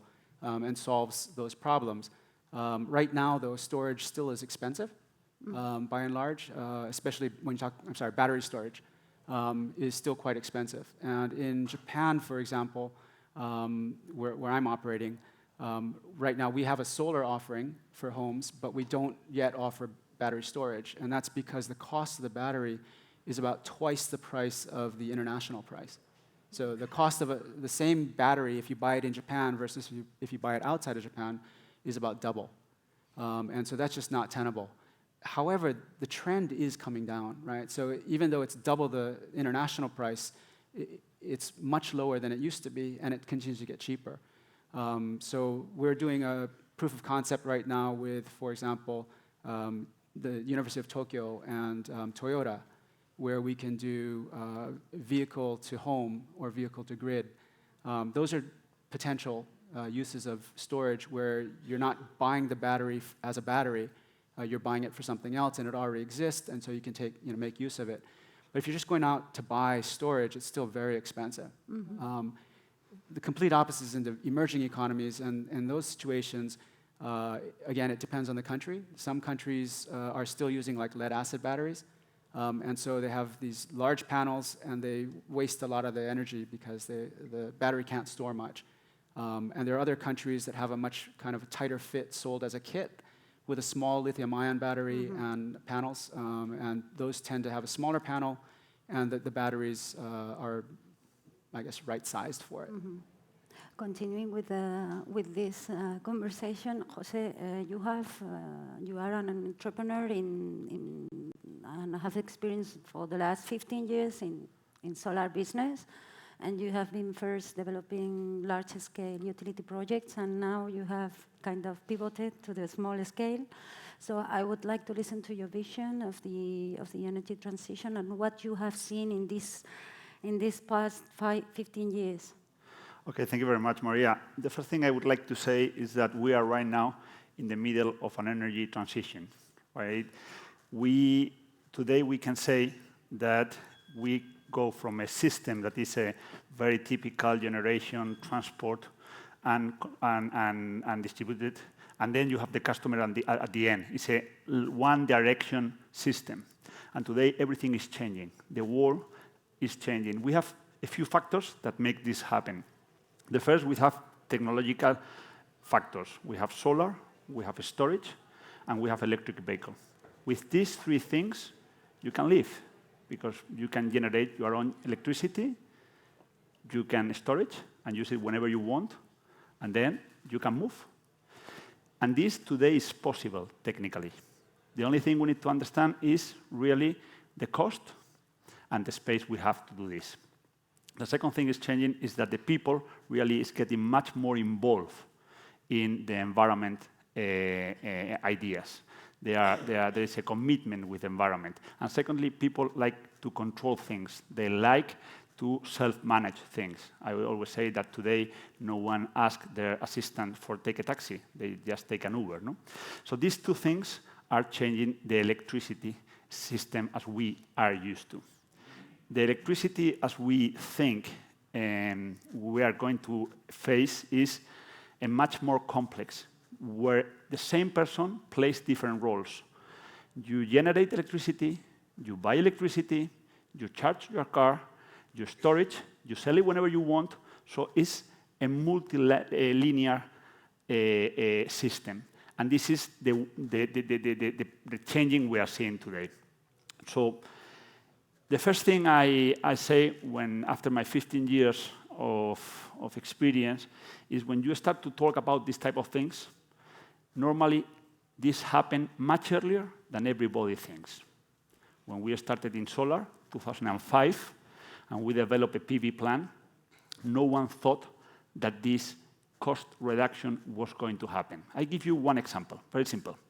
A solar panel, similar to this TV, the first one I bought, it cost me $1,600. This panel. Today, you can buy it with $80. This is a reality. This is happening today. So with all this, I think it's going to happen the same with storage, with batteries. The cost is the reduction of cost is happening today 50% every year. So I think in 3-4 years, we are going to be able to generate solar and storage cheaper than any other technology. So this is a very important concept. The second thing I always find when something of this is happening, a change, a transition, is that big companies try to say that easy things are not going to happen. Simple things. When we started with solar, we started with PV. We constructed the biggest solar plant in the world in 2006. And we had no idea of what a kilowatt hour was. I don't know today what a kilowatt hour is. I think it's a cable with something, I don't know. But we did it. And when we started, everybody said, no, it's impossible. You cannot generate electricity in a country. The sustainability of the electricity system is going to die. It's impossible. And we say, no, it's very simple. You put one module, another module, another module, and then you generate electricity. And then if you want, you store it. No, they wanted complex plan. And you know why? Because it's their barrier. It's the only way they can survive, saying to people that things need to happen in a complex way. So that's why, going to your point, Maria, simplicity, and it will come earlier than everybody thinks.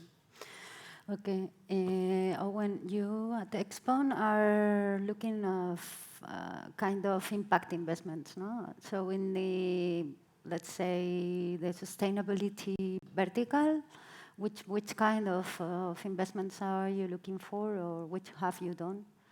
So we're a bit odd in the sense that we don't really think of ourselves as impact investors, but we look at the impact, it is true, of the way companies are going to affect a lot of different markets. So whether it's energy or otherwise, and the UN Sustainable Development Goals are a pretty diverse set of 17 goals that include the kind of obvious things like clean water, clean air, but there's also things like economic growth and productivity and infrastructure build out, and all of those things are really match well with the VC funding strategy and the profiles of companies that we're looking for. So we've done a couple different companies that are like very clearly aligned with with energy efficiency. Pliops comes to mind. It's an Israeli company that focuses on data centers and and the flash memory component in particular. And over the last couple of years, the explosion of data has obviously complicated things for the energy draw, and it's still just a couple percentage points of total energy consumption worldwide. But over the next couple of years, that explosion of data, especially through like IoT, is not slowing down. And it's just going to require more and more energy, some estimates as high as 20%. So what Pliops does is they focus on making flash energy far more efficient by having, instead of breaking data apart, by having multiple entry points and allowing it to be found more easily, instead of having like thousands of queries over and over again to find the same chunks of data. And there's a lot of other areas that we're actively looking into. In regards to the energy space, we tend to do software investments that is a bit more closely aligned with the kind of trajectory VCs are looking for. And there's a lot of ways that, for example, machine learning or just good algorithms, whatever you want to call it, can be leveraged for. For example, we've looked at companies that are looking for ways to optimize the markets. They're looking to do price optimization better. And there's a big point that I think all of the development of and future rollout depends on is being able to optimize which revenue streams you're dealing with. Previously, all the operators had like a central operation scheme. So if you plugged a generator in, there would be a central operator that said, you'll go on at this hour and shut down then. But because all of the grid has been, or most of the developed countries' grids have been decentralized, there's now all these market mechanisms and like 10 different revenue streams to pick from. How to optimize those revenue streams is going to be the difference between that marginal difference at each operator's final decision-making process. It's like, do I know how to make those 10 revenue streams work for my PV panel, for my set of wind assets, or is it going to, or do I go with the security of knowing that a gas plant is gonna feed into the market with like maybe the 2 or 3 revenue streams I know how to go with.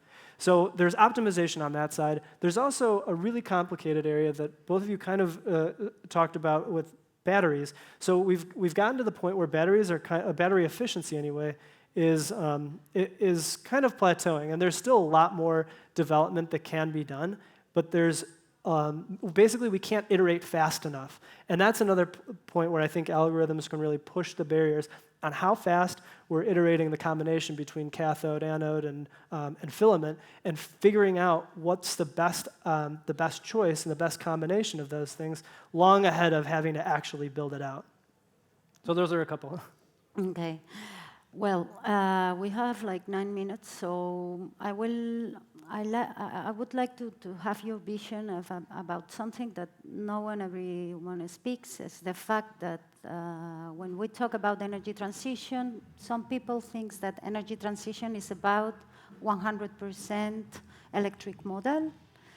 And I would like to know your opinion about what is happening with biogas and green hydrogen, and why do you think regulators are in several countries are not supporting more the development of these industries as they did with the renewables in the past? And if you think that these regulators that this is a matter of a short-term strategy, or just because they think that the future will be just 100% electrical? Because, for example, a plane or some freight transport initially is very difficult to be handled with just with electricity. So just. Okay, well, that's a pretty complex topic. Again, I think it depends on the market that you're operating in.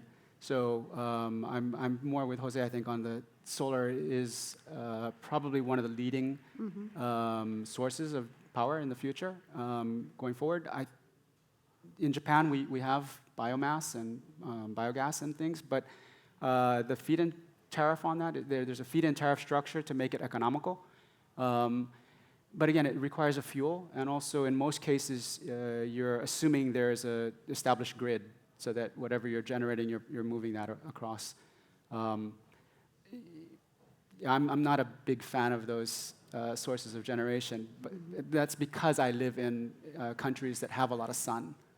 And so I think that's just a better way to go, a more economical way. But it won't, I mean, the future is complex, and so you're not going to have just one source of generation. So taking into account different sources makes total sense. But again, what's the ideal ratio? It will depend on the geography. The geography. Jose? No, I agree with Jeff, really. In the short term, we may have different technologies. Hydrogen, I think, is one of them. But at the end, I think solar is the final solution. You know, you have the sun everywhere. It's distributed.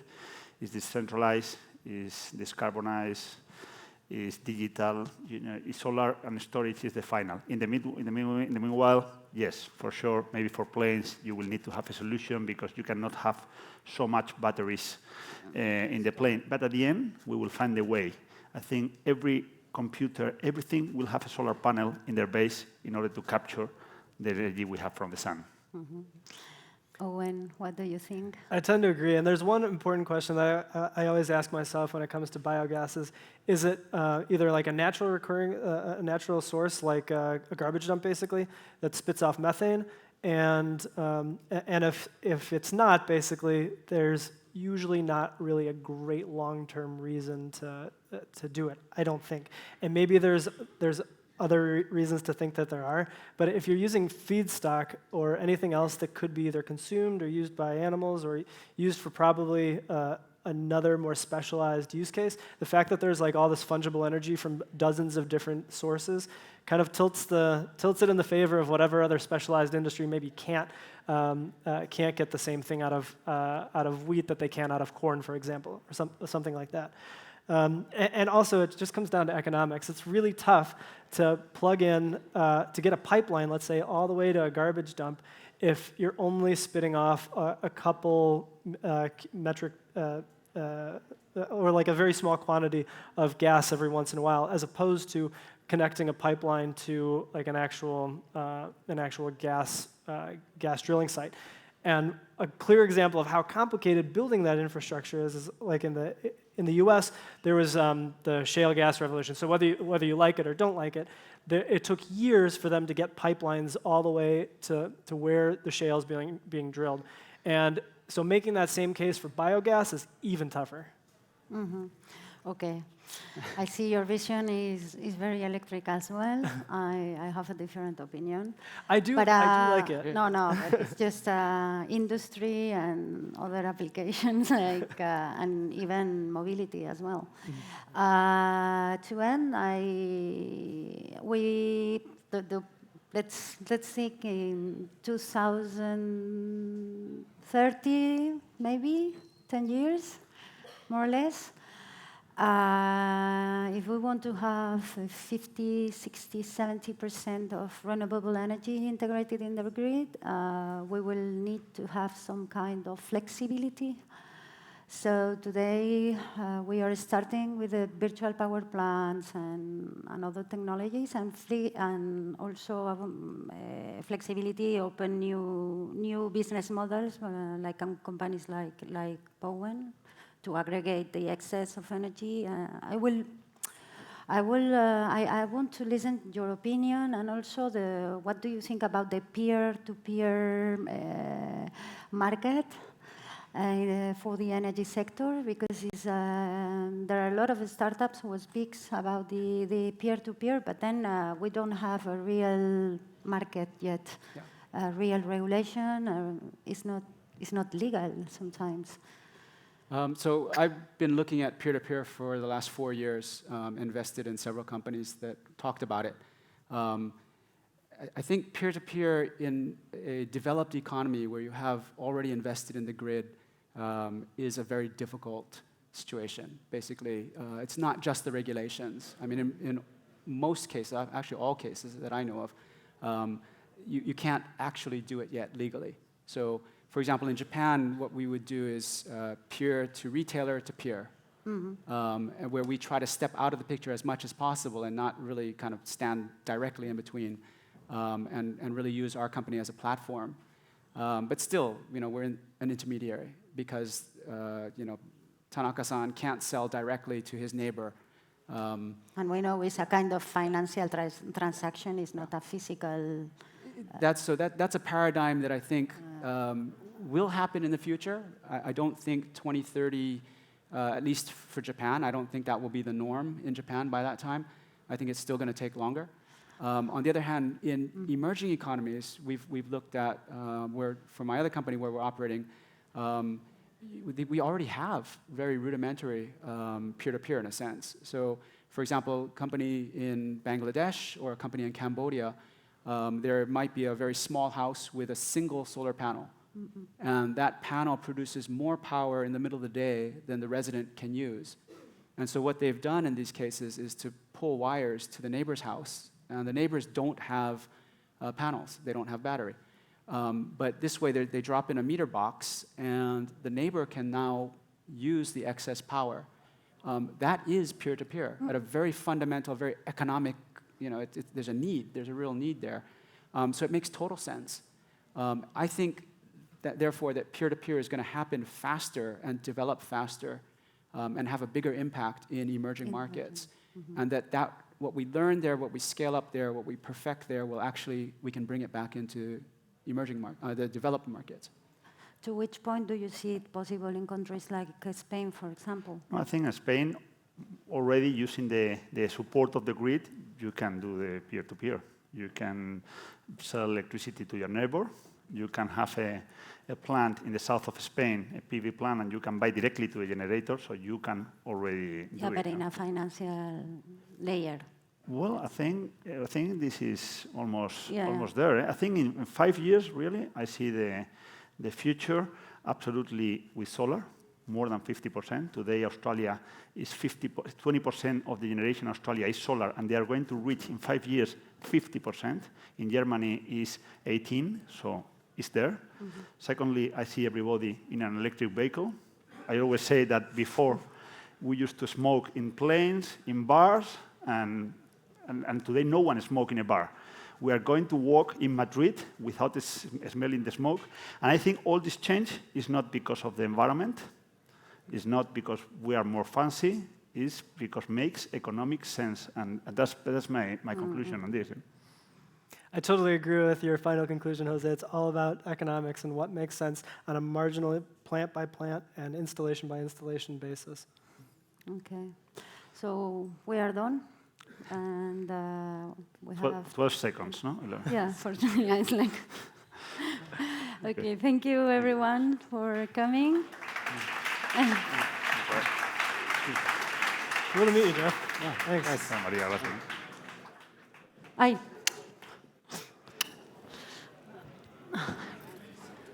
No, it's fine. Sorry? Are you going to stay here as well? Yeah, and I definitely want to stay guys, keep in touch, because I think we'll find overlap over time. I think it's pretty I will send you an email. We are going to stay in Madrid. I organize a lunch. Same to you. Okay. Do you yeah, of course. Pero a ver, si no es...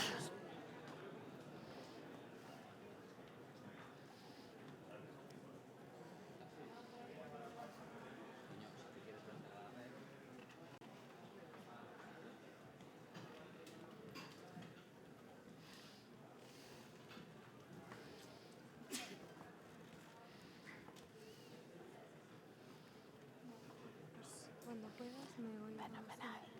Está perfecto.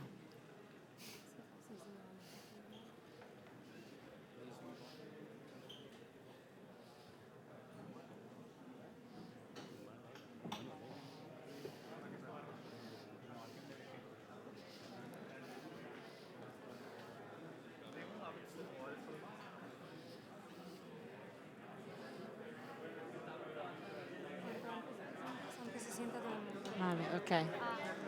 Hello? ¿Está? We're gonna... Pero no. Hombre, ¿cómo está? Fenomenal, fenomenal. Me alegro mucho de verte. Exacto, lo tienen entendido. All right, we're going to go ahead and move right into the next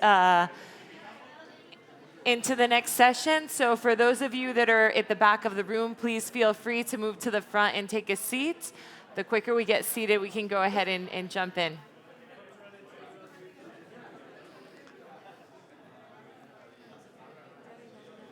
Okay. So for the next 10 minutes, we're going to be talking about the future of infrastructures. We have our keynote that's here with us, Diego Rocha, who's Director of Strategy and Innovation for SACIR. Diego is responsible for a program called iChallenge to drive collaboration across different agencies to address challenges in the sector. Before joining SACIR, he had over a decade of consulting experience at A.T. Kearney.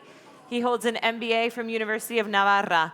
He's going to be sharing with us the fact that SACIR has committed resources towards boosting technology in 2019 and 2020 in areas of big data and artificial intelligence. So we're so thrilled to have you here with us. Let's give him a big round of applause.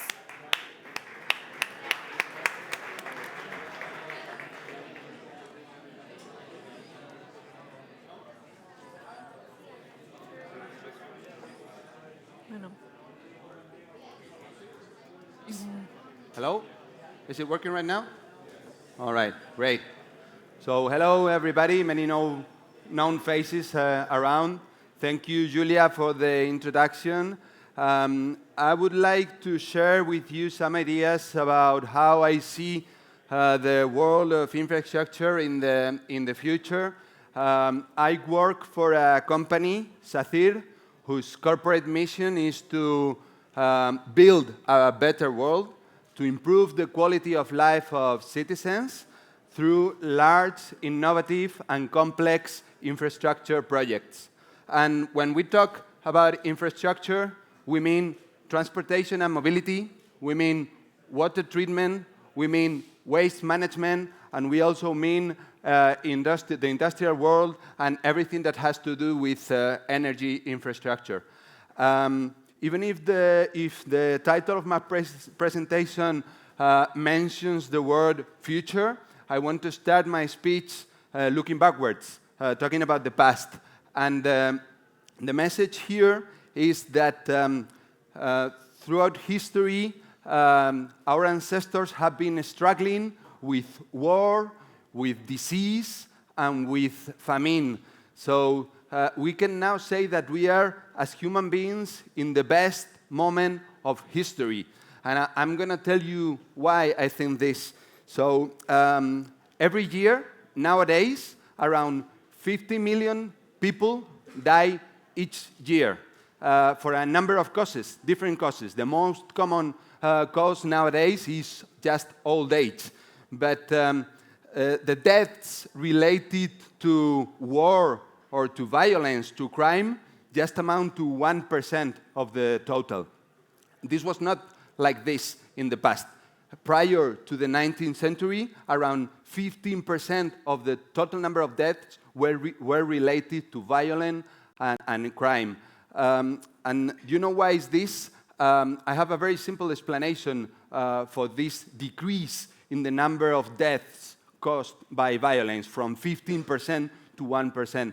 My explanation is that in the past, the economy, the wealth, was based mainly on physical assets, money, land, houses, castles, crops, harvest, etc., oil fields.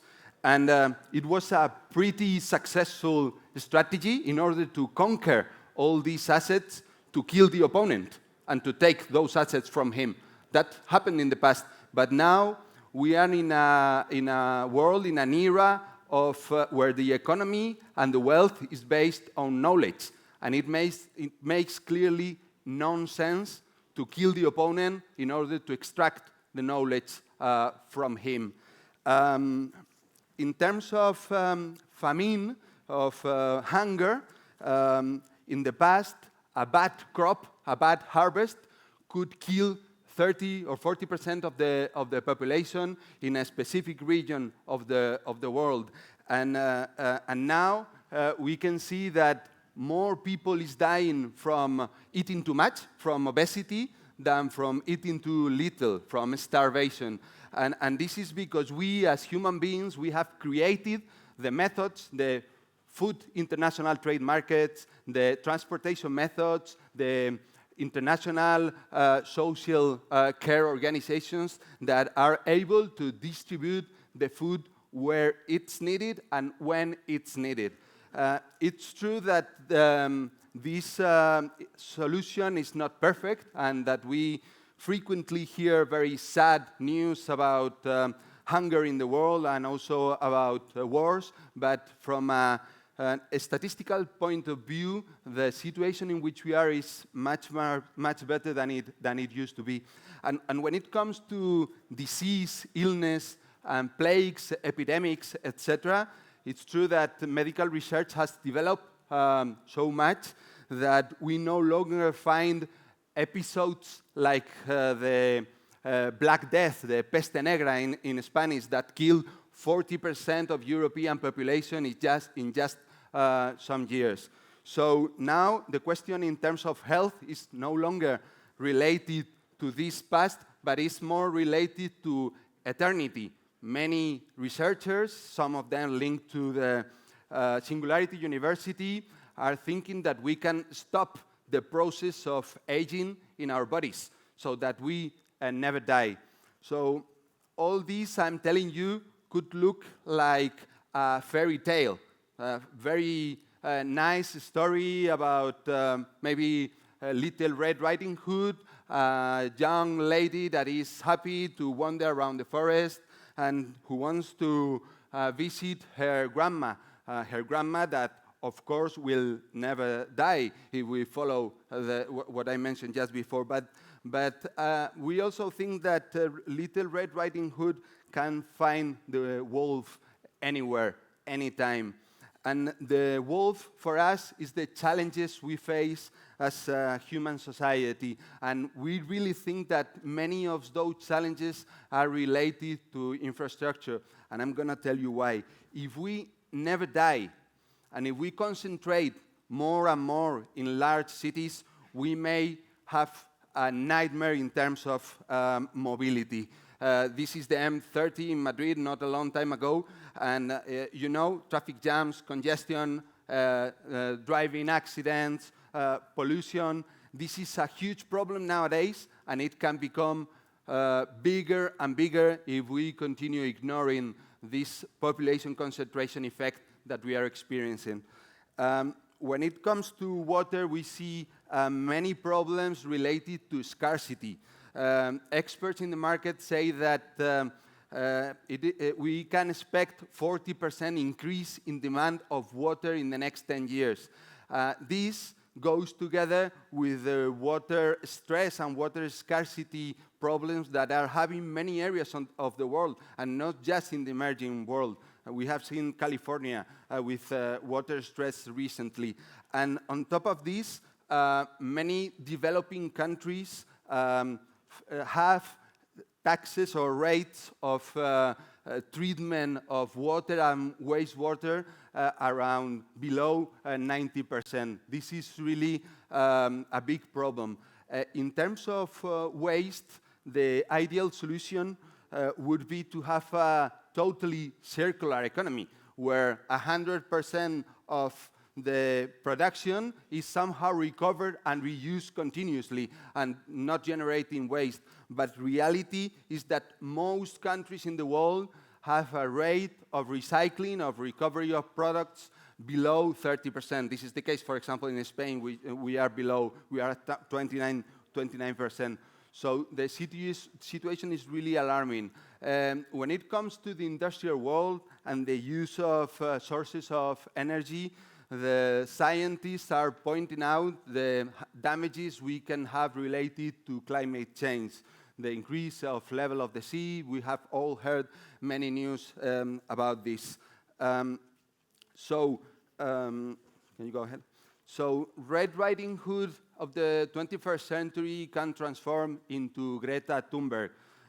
You may know this Swedish girl. She is right now criticizing politicians a lot, and she, because their lack of action towards all these type of challenges. And Greta might be a symbol. You may like it or not, but in any case, social process is spreading everywhere in different geographies, in different type of cultural environment. So the risk of all this is to have a future like the beginning of the film Wall-E. I don't know if you know this film, but the situation in this film is that on the surface of the world there is just one robot and plenty of rabbits. No humans around, and of course, no animals around. So this is like end of the story. This is like the wolf eating the grandma of Red Riding Hood, and we don't really want this. We want to continue having a successful life. And there are, independently on whether the politicians take action or not, we believe that there are many interesting and futuristic solutions being taken by different agents in the market that really tackle the issues I have just mentioned. Hyperloop, for example, is thinking about a new mobility solution based on high speed with low consumption of energy, really cheap. Other players are thinking about taxi drones. Different agents are also working on the autonomous vehicle, on the electric vehicle. There are also some agents that are exploding the clouds in order to get rain and to solve the water scarcity problem. We are in SACIR very curious about all these developments. We are following them. We are working on some of them. And we don't really know where they will take us as a society. But in any case, we think that in addition to these long-term futuristic solutions, we have to find shorter-term projects. We have to find the hunter of Red Riding Hood who saves the grandma from the belly of the wolf. And this, in our opinion, is related to short-term projects. And we are currently running a number of them. Let me just give you some examples. In order to increase the capacity of the world for water desalination in case of water scarcity, we are working on digital twins. We run water desalination plants. We are creating a virtual reality, a virtual reproduction of these plants, and we are being able of operating these plants remotely, more efficiently, with virtual reality. This is just an example, but we have many. In terms of, for example, water waste treatment, we are recovering the tires from the cars, the wheels of the cars, and we are producing several types of powders that can be additives in other industrial processes. We're using this a lot for asphalt in roads, but there are many different types of uses. We are also working on projects for the recycling of textile. Textile is a huge problem. In the waste treatment plants that we own, we receive around 10% of the total waste received is textile, which goes nowhere, and we have to do something about it, and we are also investigating second uses for all this. We have many projects. I don't want to go into the detail. We are running out of time. In any case, all these projects are collaborative. We really want to partner with external agents in order to solve these issues, and that's why we launched SACIR iChallenges. This is an open innovation program totally focused on solving these issues together with you, with entrepreneurs. So if you're an entrepreneur, you want to build a better world, please come along with us, have conversations with us, and let's join forces. The idea is to get rid of the big bad wolf, and I think we can all make it together. Thank you very much.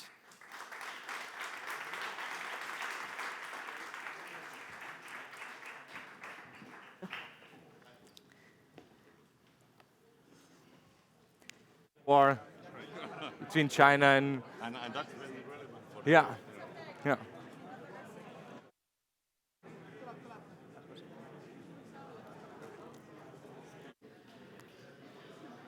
Okay. Hi, I'm Shaheen Samavati. I'm going to be introducing the next speakers. So we're going to start the next panel now. So if you are leaving, you need to leave before the next people come in. So, all right. So I'm actually an IE professor and also founder of Vera Content, for those who'd like to know. But I'm going to go ahead and start introducing. We need to get going, so I'm going to start introducing the next panel. The topic is 5G, the next generation of wireless technology, and it's going to be moderated by Juan Carlos Garcia, who is the Senior Vice President of Technology and Architecture at Telefónica, which, as many of you know, is the multinational telecom company here in Spain. He has 29 years of experience in the telecom and IT sector, playing many different roles at Telefónica, and he's also worked 7 years as an associate professor at the Universidad Carlos III in Madrid. He's going to be leading this panel, which also includes Felix González Quesada from Fractus Antenas, as well as Federico Ruiz from Spain's National Observatory of 5G, as well as Manuel Lorenzo Hernandez from Ericsson and Luis Oliveira, from Aircision. I think I messed that up. They're going to introduce themselves once they're up on stage. Okay, so come on up, guys. Thank you. Thank you. ¿Cómo era el otro? Ah, sí. Agua a la izquierda, ¿no? Sí. Agua a la izquierda. Okay, so good morning and welcome to this session. Startups are probably the best example of early adopters of a new technology. No? Anticipation of market niches and user needs are core to the success of many of them.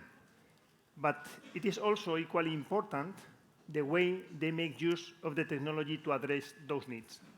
And 5G is probably one of the upcoming technologies that is just arriving to provide new amazing opportunities, to create new businesses, and to transform radically existing ones. Today is the second day of South Summit, and many startups I've seen in this event make incredibly ingenious use of information and communication technologies. What we want to discuss here today is what can 5G, the next generation of wireless technology, bring to entrepreneurs as an opportunity. But also, what can entrepreneurs bring to 5G as a contribution? As we have today here, two startups from Spain and the Netherlands that are cutting-edge technology providers. So as you could listen in the introduction, we have here Felix González, that is Senior Vice President for Business Development in Fractus Antena. I must say Fractus is a very unique case in Spain and Southern Europe. They develop a key component in wireless technologies, that is the antenna. So we have with us as well Luis Oliveira, that is CEO and co-founder of Aircision, somehow a similar profile of a startup, but working in a different region. They are based in the Netherlands. They will give us a view of the situation there. They develop a very interesting technology, a high bandwidth optical system to connect, for instance, cell towers in a 5G network. And the rest of panelists we have is Mario Butirica, Business Development Manager for Europe, Middle East, and Asia in Intel Spain. Intel, as you all know, is another technology provider, although they are not anymore a startup. So it's not a startup. They were a startup, okay? They started small, but they cannot say that today. When Intel is present with components in almost every piece of the 5G network. No? It's an important supplier of components for this industry. Federico Ruiz, finally, but not less important, is the director of Spain 5G National Observatory. He's representing the public administration view on 5G. From his position in Mobile World Capital, Barcelona, can bring us a holistic view of 5G technology. and not only from the offer side, so what technology can offer and bring, but also from the demand and the impact of this technology in society and business.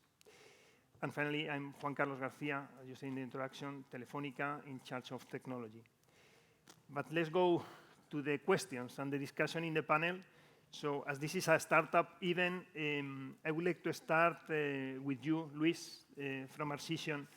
So innovation is in a razor-edge technology like 5G, it requires very special skills and context. So it's something that you requires a lot of support for innovation. So there are tools to promote innovation, like national and European research and innovation programs. Do you think the environment is adequate in Southern Europe? So what made you go to the Netherlands in the first place? So tell us a bit about it. Thank you for the introduction, Juan.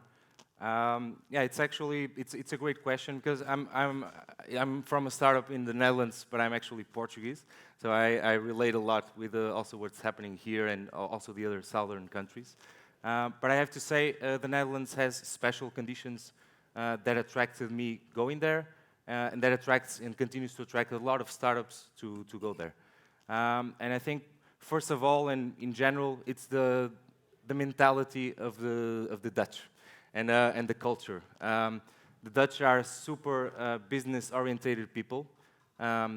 Everybody is always thinking about business. How can we make this and get something out of a meeting? And they are super direct. So it's not. And this is super different. It was a cultural shock for me in the beginning as a Portuguese, because in every meeting we need to be as most efficient as we can. It's not about being polite. Dutch are not known for being polite, but it just makes things more efficient. But secondly, and we hear a lot about this word about creating ecosystems, but what does actually that mean?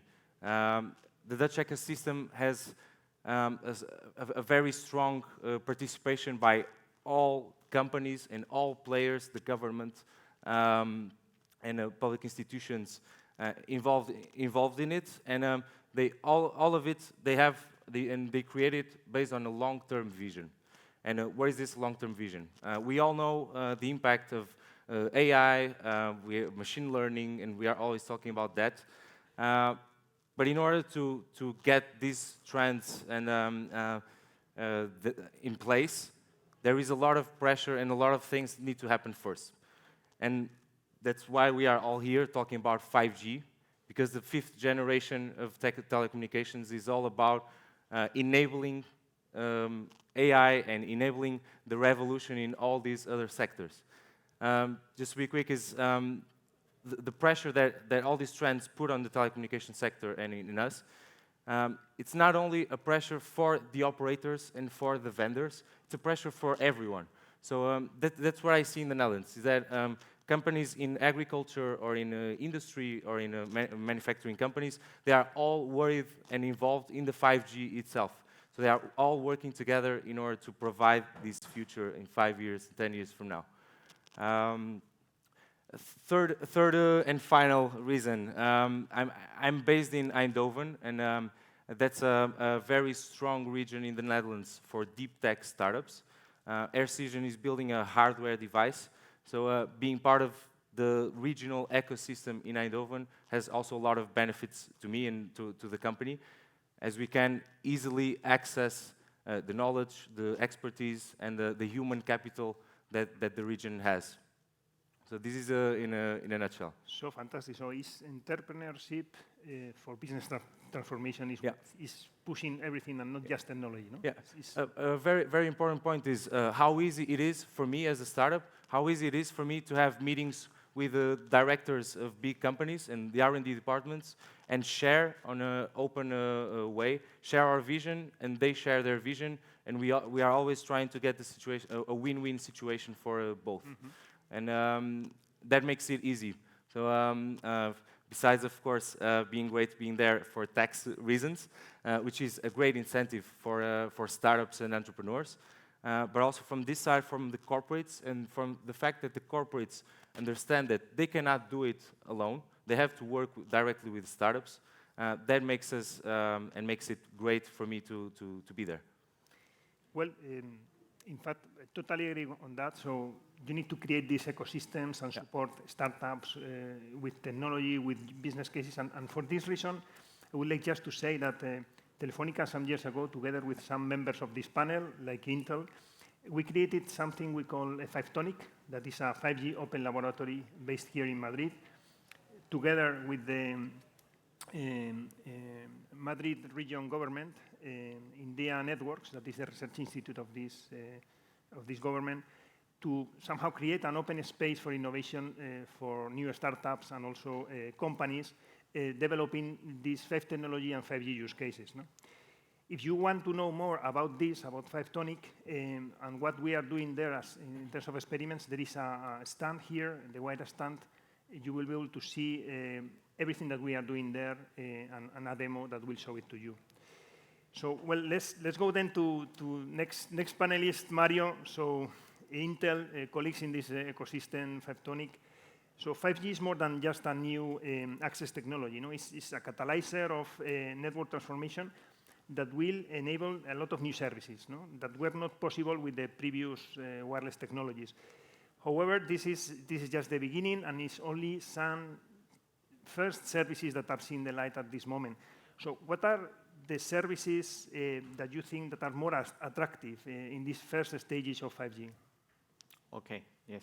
Yeah, so first, thank you for asking me this question. And as much as Intel is a technology company and we work a lot, we invest like 40 million in R&D, and we are like on the supply side of the technology and everything, I totally agree that the key point is the services and the demand and how enterprises and customers can use the 5G and the use cases enabled by 5G technology. So we are seeing a lot of use cases in 3 sectors. One is Industry 4.0, another is transportation, and another is just media and immersive reality and this kind of services. So I will go further into each one, right? So in Industry 4.0, we're seeing a lot of potential use cases around autonomous guided vehicles or autonomous moving robots. So in fact, in 5-tonic, we have work in one of these cases with autonomous guided vehicles. So this is a use case that we like a lot because it's inside a factory, but it requires mobility. And if you add like vision to these robots, then you have a requirement for a lot of uplink capacity, and then you have to process all these images and all this video. The second key use case we see in Industry 4.0 is the control of real-time processes. So like in industrial processes, let's say in chemical, or you have robots in an assembly line, you need to control a lot of processes in real time. So you need very ultra-low latency, and also you need the reliability to control the process in the right times. So we are also working with leaders in the industry like Bosch and trying to certify some industrial protocols like time-sensitive networks over 5G. And the final use case we see a lot is quality control using visual analytics. So this is another key use case in industry.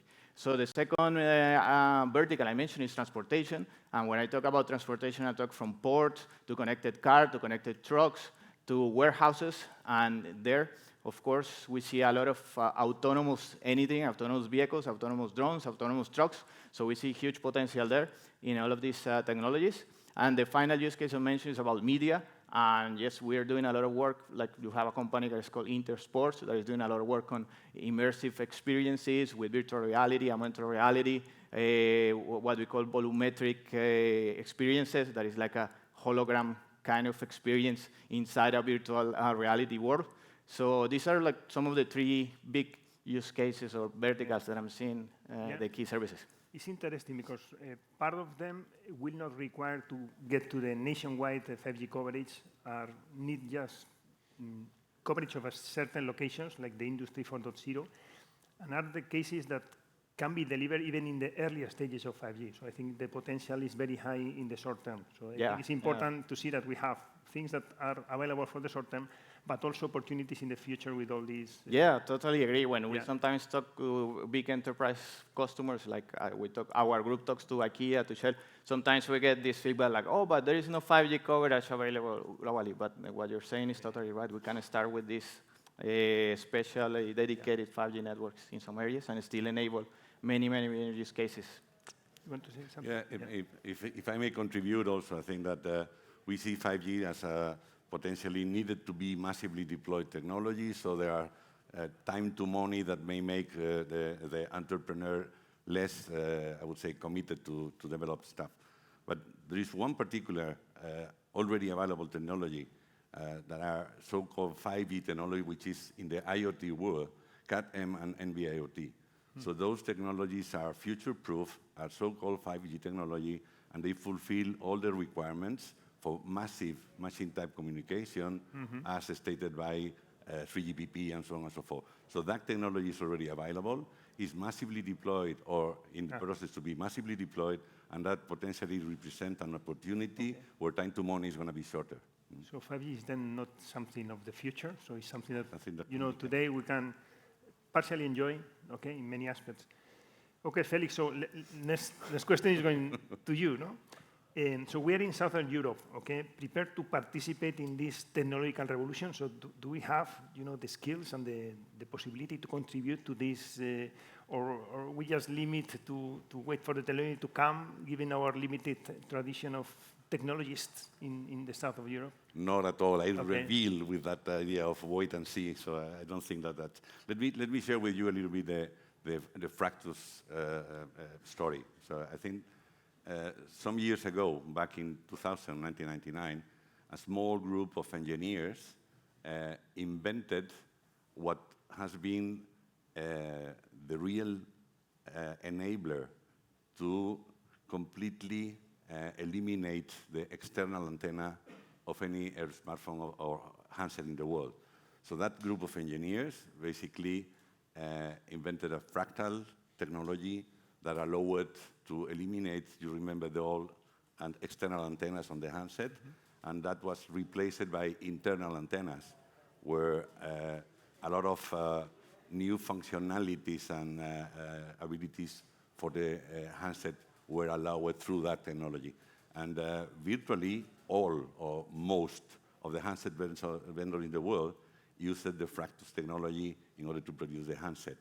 So that was some time ago, and already 3 years ago, it was a spin-off of that Fractus antennas, and that spin-off of Fractus antennas has been inventing another revolutionary antenna called virtual antenna, which is miniature, is multi-band, multi-frequency, off-the-shelf, meaning that there is no custom-made antennas based on that technology, omnidirectional and really, really small. Just to illustrate, I was not able to, just to illustrate, that what you see here is a commercial product. This is a fleet management product. And this thin thing is here, is the virtual antenna that covers frequency band from 700 to 3.5 megabits, that also covers GPS, and is made for worldwide ability to be deployed. So this is an invention that what you've seen here is an embedded antenna. Again, the same thing that with a smartphone. So with this type of invention, there is no need of external antenna anymore. So you can imagine the versatility that this type of thing can enable the ecosystem to participate. So I think this is one thing. If I need to mention 2 lessons learned from this experience, the first one is that despite the place where you are located, you need to think in a big opportunity, meaning that the accessible market for the technology need to be huge. So this is a key lesson learned from the experience.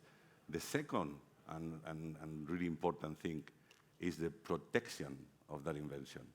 What that means is this is all about getting some seeding money, but then the difference between a successful startup versus an unsuccessful startup is your ability to capture and attract investor.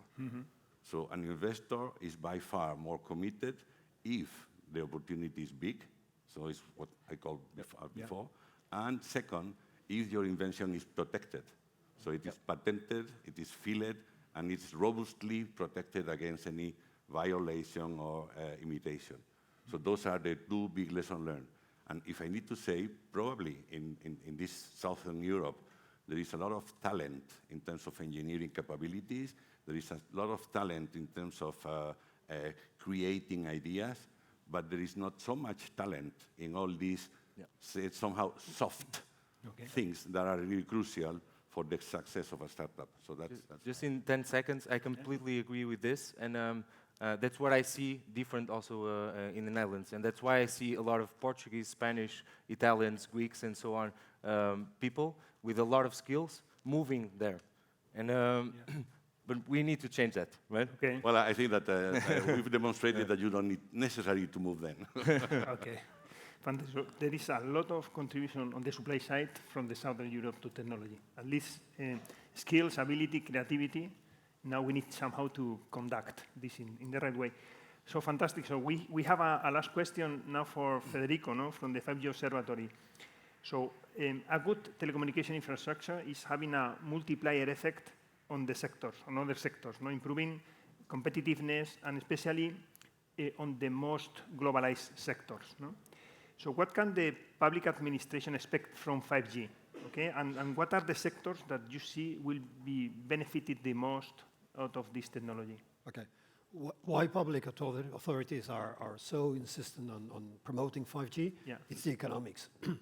We are a creature of the Ministry of Economics of Spain, but we are also part of Mobile World Capital. And just remember how lucky we are to have this Congress in Barcelona. Yeah. Two big things. Mobile has replaced PC as a main driver of technology change in places you do not suspect. And remember, we have very good examples here. Antennas for IoT, optical devices for high-speed networks. And this is one of the main things that has been pushing 5G as a geostrategic asset for big economic blocks. We have the network changing, and then we have the Intels of this world, and tons of software that layer on top of that. So there are a huge number of opportunities for growth in doing the networks. And remember, 5G is not over, it has just started. Not only started now commercially, but we will have like 10 years of evolution of 5G. So it's time to get inside.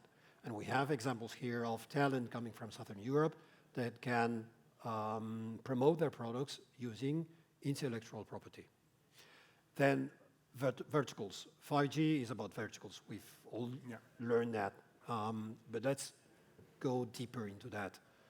What does it mean? Everything has to change in many verticals.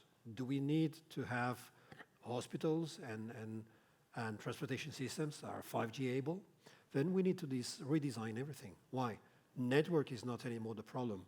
We have the bandwidth, we have the latency, we have the reliability. When 5G will succeed is when we will not notice that 5G is there. Yep. But who will be noticed? All the equipment, cameras, actuators, human interface that are not able to cope with the features of 5G. That's a huge opportunity to redesign everything. So if anything has been thinking not specifically in telecom, but in cameras, in actuators, in interfaces, this is your time. So the implications of 5G technology for administrations in terms of economic growth is huge. Remember as well, it's all about reliability. 1 millisecond latency time with 5 or 6 nines reliability and high bandwidth, try it. Whoever is able to succeed in this game will be able to charge huge premium in services. That's the last thing I wanted to mention on the economic implications. So we have, I have a number of questions, and we have 1 minute and a half. We can take a question if you want from the audience, or then I take the question, so as you wish. So is anyone willing to make a question? Okay, so then I will make the last one, okay, and maybe it's for you four. So what about the tools that the public administration is putting in place to promote the deployment? So are these tools adequate, are sufficient? In your impression, would there something else could be done for promoting the deployment of this infrastructure and development? Well, I think there are two sides of the question. One is related to how to help the investment in deployed the technology itself. So that's one side of the question. And I think that we've all seen lately that more and more there are this idea of sharing investment between the agents that are investing to make it happen. So everything related to facilitate that from the governmental laws or governmental procedures, I think that will help facilitate. On the other side is what we call feeding the entrepreneurs with, let's say, funds to develop use cases that can really make this triangle fitting perfectly with both technology available and use cases that are monetizing the technology deployed. So I think those two things would be more than welcome. Okay, so any opinion, Federico? On the Well, this is the reason why I'm here, why I exist, let's say, or the observatory exists, because administrations are taking this very seriously. It's not enough to remember that 5G exists when they rise to the first page of newspapers, but you have to be backing entrepreneurs, backing operators, backing sellers of technology, and facilitate through regulation, pilot projects, funding, the coming of age of 5G. Yeah, maybe just two things on my side. Completely agree, Federico. And that relates with my, let's say, first question, because the long-term vision, that's part of government, and that's what government also should have clear, there should be a strategy for the whole economy, and that's how it links. And the second one, it's the ecosystem. So the government is also part of the ecosystem, and it's also part of defining, and it's a big piece of the puzzle, together with the startups, the corporates, in helping us solving the challenges we have right now. Okay, so we finish here. So thank you very much to the panelists. So thank you. Great job, and please a big applause. Thank you. Thank you very much. Thank you. Yeah. Yeah. Muy bien. Muy bien. All right. So our next, the next event will be a keynote on artificial intelligence. Anyone would like to stay? ¿no? Please stay. If you'd like to leave, now's the time to leave.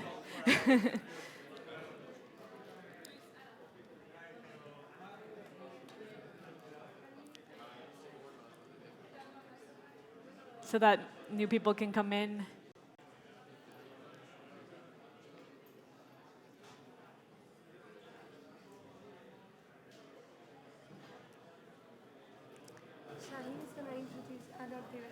Me lo puedes decir en castellano. Ya. So our next speaker is Enrique Delgado. If you can come up here. Okay. Let's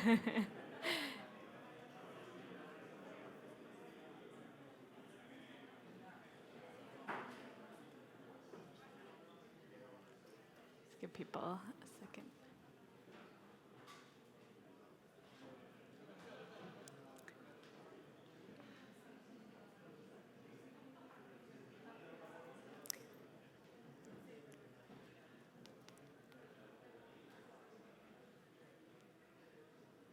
I'll go ahead and, I guess, start with the introduction, although, yeah, people need to come in. Okay, well, Enrique Delgado is our next speaker. He's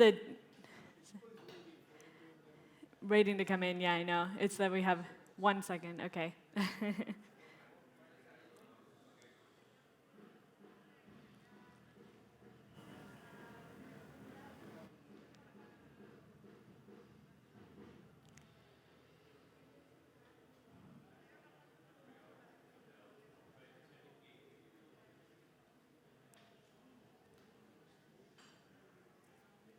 ¿Habéis venido vosotros? Si no.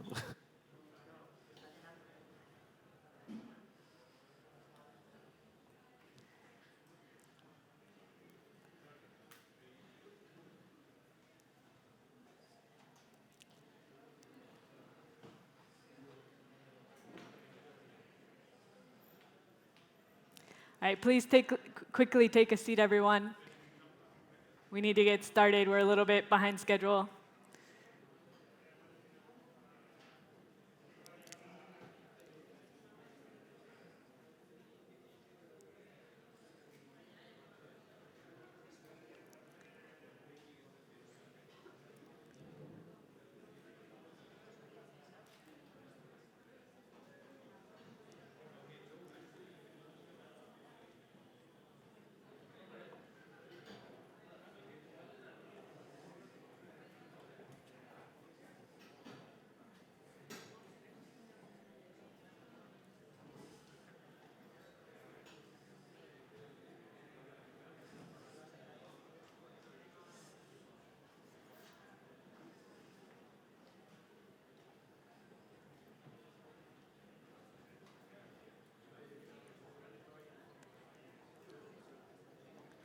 Okay. I'm going to go ahead and start the introduction. So our next speaker is Enrique Delgado. He's a distinguished engineer at IBM. He's had a long career there, is currently the IBM Cloud and Cognitive CTO for Spain, Portugal, Greece, and Israel, where he helps customers understand how new technologies can help them become more agile and efficient. Today he will talk to us about AI challenges and the rise of your new and unexpected innovation teammates. Thank you. Thank you very much.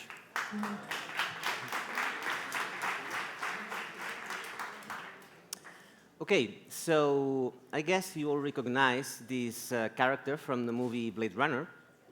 She's like the perfect AI system in the sense that if you would interact with her, you wouldn't notice the difference between her and a real human being.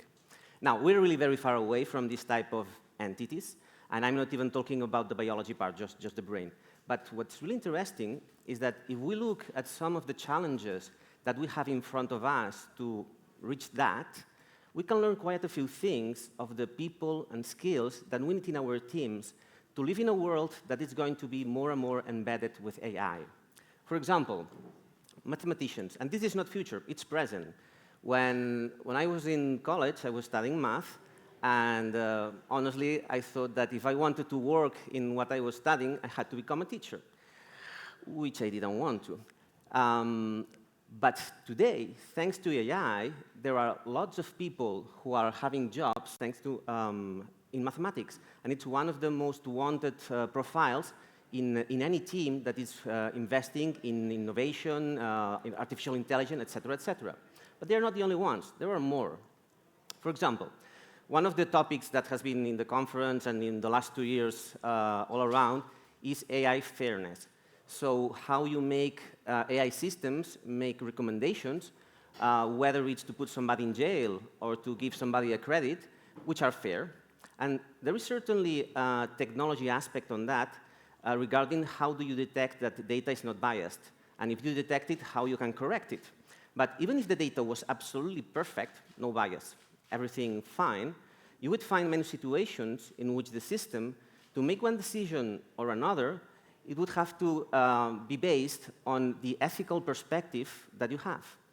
What this suggests is that it would be good at some point to include in our teams philosophers. So people who can create, let's call it a moral operational framework in which the system would work. A moral operational framework, which, by the way, is going to be different from country to country, because at the end, morality is something that is very linked to culture. And what might make a lot of sense here in Spain perhaps doesn't make a lot of sense in Japan, for example. So this is the type of skills that possibly now and for sure in the future we'll need to add in our teams. More examples, language.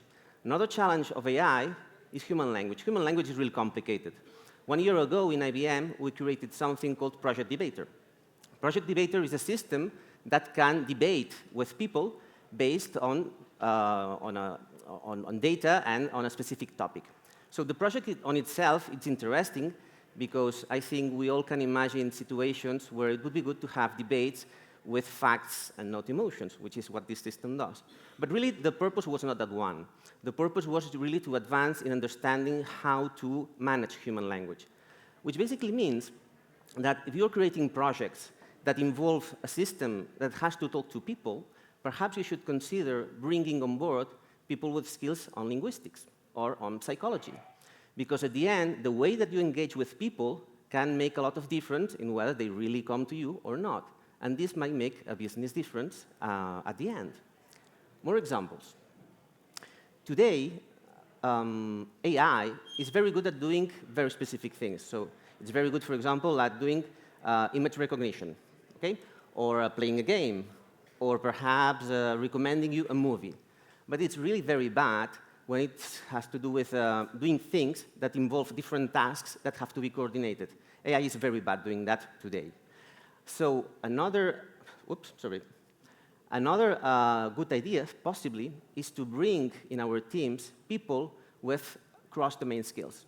So people, like an octopus, can touch at very different fields and coordinate things that today AI cannot do. So mathematicians, philosophers, linguists, psychologists, people with cross-domain skills, all these are pretty obvious. But I want to go a little bit more far away. Let's talk about the really, really difficult problems that AI has, those problems that a little kid would solve very, very easily and are really, really very hard for an artificial intelligence system. For example, learning with small data. So if I have a kid, small kid, and I tell him, this is a clock, he will say, OK. And if afterwards I tell him, that is also a clock, with 2 or 3 examples, he will understand what a clock is, and he will recognize it quickly. Now, current AI systems, if you want to train them to recognize an object, you need hundreds, if not thousands, of images. So imagine your children that you have to show them 1,000 images of a lion for them to learn what is a lion. I mean, humanity would be extinct many, many years ago, really. Or, for example, think about this picture.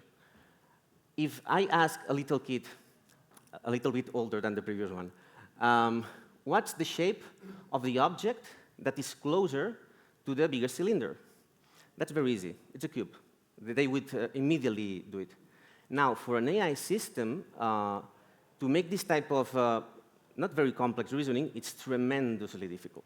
So what all this is telling us is that we have in front of us some challenges which are tremendously difficult and will require a lot of creativity and a lot of looking at things from different ways. And, well, reality is that all of us are creative. All of us are born with creativity, you, me, everybody. But there are some people who are especially good at being creative. That guy here is Lord Byron. That's Virginia Woolf. You probably recognize Vincent van Gogh and Edward Munch. So all of them tremendously creative people. And they all had one thing in common. They had something that is called a bipolar condition, what formerly was known as maniac depressives. And there are many, many studies that relate this type of condition with being very, very creative. And there is a neuroscientific reason for that. So our creativity is in our right-hand side of the brain. It's in everybody's there. But our left-hand side of the brain inhibits creativity, inhibits the right-hand side. So people who have an alteration in the way of working of the left-hand side of the brain stop that inhibition, or at least mitigate it, so creativity grows in this type of people. And you would say, OK, fine, but this is art. Here we are talking about business. Well, there are also studies that say that people with an autistic condition, when they are presented a problem that has to be solved in a creative way, they come out with fewer ideas than the others. But those few ideas that they come out with are far more creative and far more original than anybody else's. So I'm not trying to say that these people should be necessarily the ones who really solve this really tremendous challenge that we have in front of us for AI. But if they are in a team, they can inspire the others by the way they look at things from different perspectives and the way they look at reality from a different perspective. So at the end, what all this is telling us is that in a world that is going to be filled more and more with AI every day, what we need is teams that are diverse. But not just any kind of diversity. We need diversity that includes skills that usually we don't relate very much to business, and even people that we possibly think that cannot make good contributions, when in reality, they can't, and a lot. Thank you.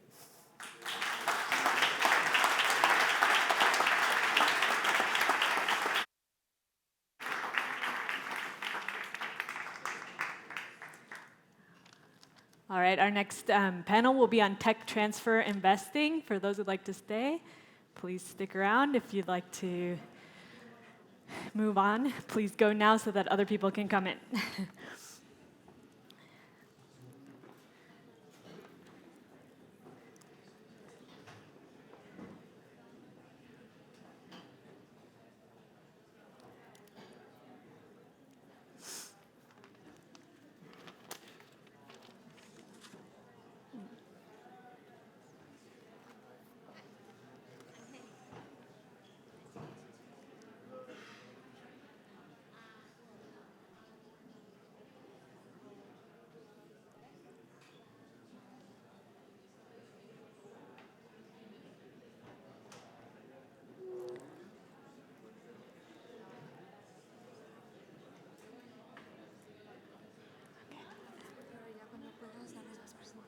Okay, yeah, vale.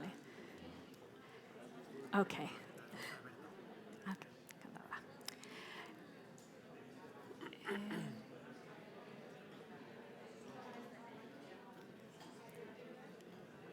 So I'm going to go ahead and start introducing the next panel, considering we're short on time.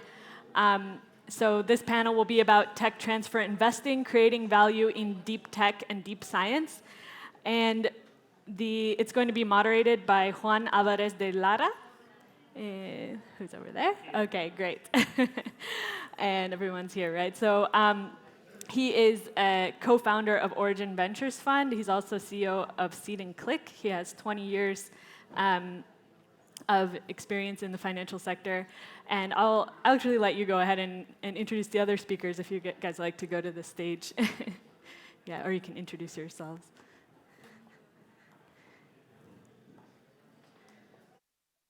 Is it working? Yeah. Hello. Hello. Hello. Okay. Hi. Good morning, Madrid. How are you? Fine? Yes? Ready for this amazing roundtable about tech transfer and how to create value in deep tech and deep science? Before I present this panel, I just want to know how many of you know what's tech transfer? So we have to explain what's tech transfer. It's clear? Yeah? Please. Yes. So thank you very much for coming. We have the chance today to have with us Jose Maria Ciota, one of the main researchers in tech transfer around the world. And I have his book in my backpack, Linked Innovation. That's an amazing research about all the tech transfer offices around the world. And they extract the main best practices. So that's very interesting to share your knowledge about that. So from the academic point of view, we will have an interesting point of view. So you will define after that what's tech transfer from you, and also Tom and also Alberto. We have Tom Hockaday. He was the CEO of Oxford University Innovation, one of the main powerful funds in Europe.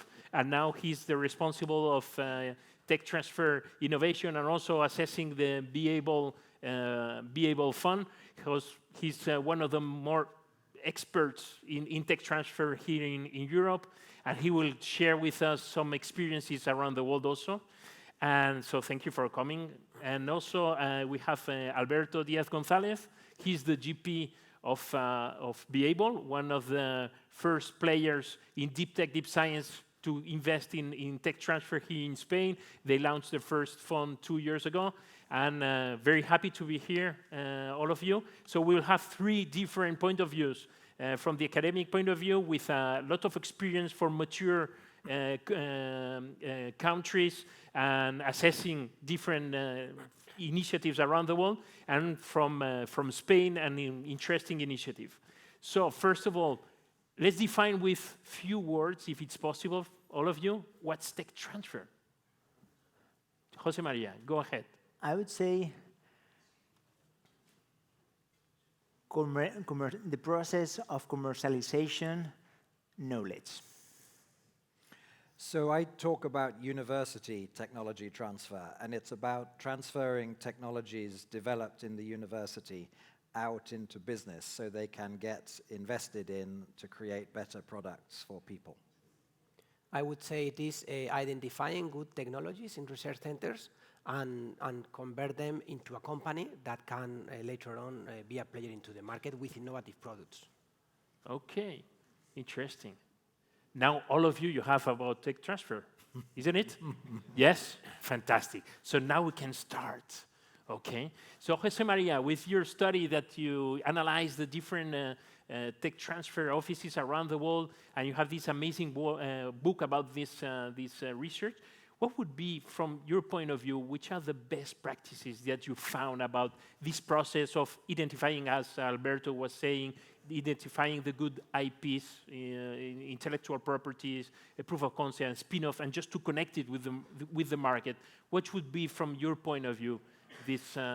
Sure. So I would say, to understand also the answer that I'm going to provide, I would give some context. As you know, in the European Commission, we are very good moving from money to research. We are very bad moving from research to money.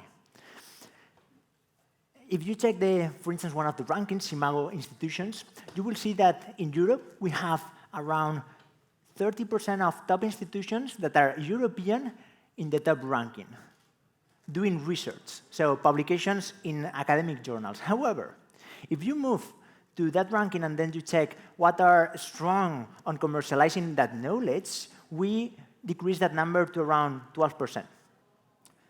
And there we have companies such as Nokia, Merck, Roche. In parallel, I don't know how much, if you know how much it costs to get one molecule or graphene or something to the market. So I have here the data. The success rate, 4%. The cost of launching that, 1.7 billion, and 13 years. So we are talking about high risk, long-term, and high cost. If you're an investor, do you want to put money there? No. So what we have done is, because research centers now are having the dilemma of, I want financial sustainability, or I want academic quality. Do we have to choose? Our answer is not. We have analyzed 4,000 institutions, research institutions in more than 140 countries, and I want to share with you 3 cases, and now the best practices. First one, Shell. Shell with Imperial College.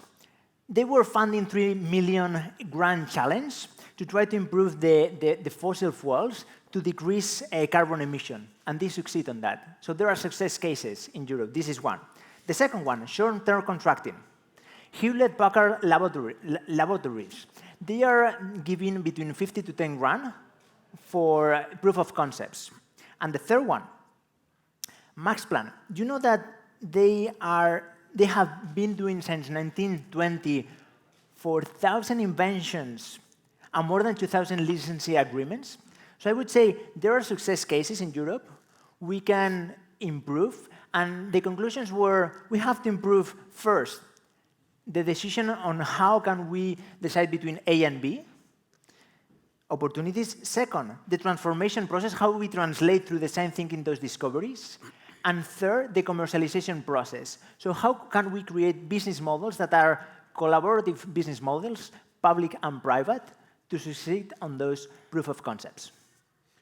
So if you are analyzing from the worldwide point of view, and you compare with the Spanish ecosystem, how far we are with the best practices that we have around the world, and what we should do, very concise and very concrete, which would be from the, I don't know, government, or from the corporates, or from the investors, or from the institutions, university research centers, we should do to be on the top world class in tech transfer? Okay, only 2 recommendations that are going to be released in the next 2 months in a new study that we are going to publish that are applicable not only for Spain, but for whole Europe.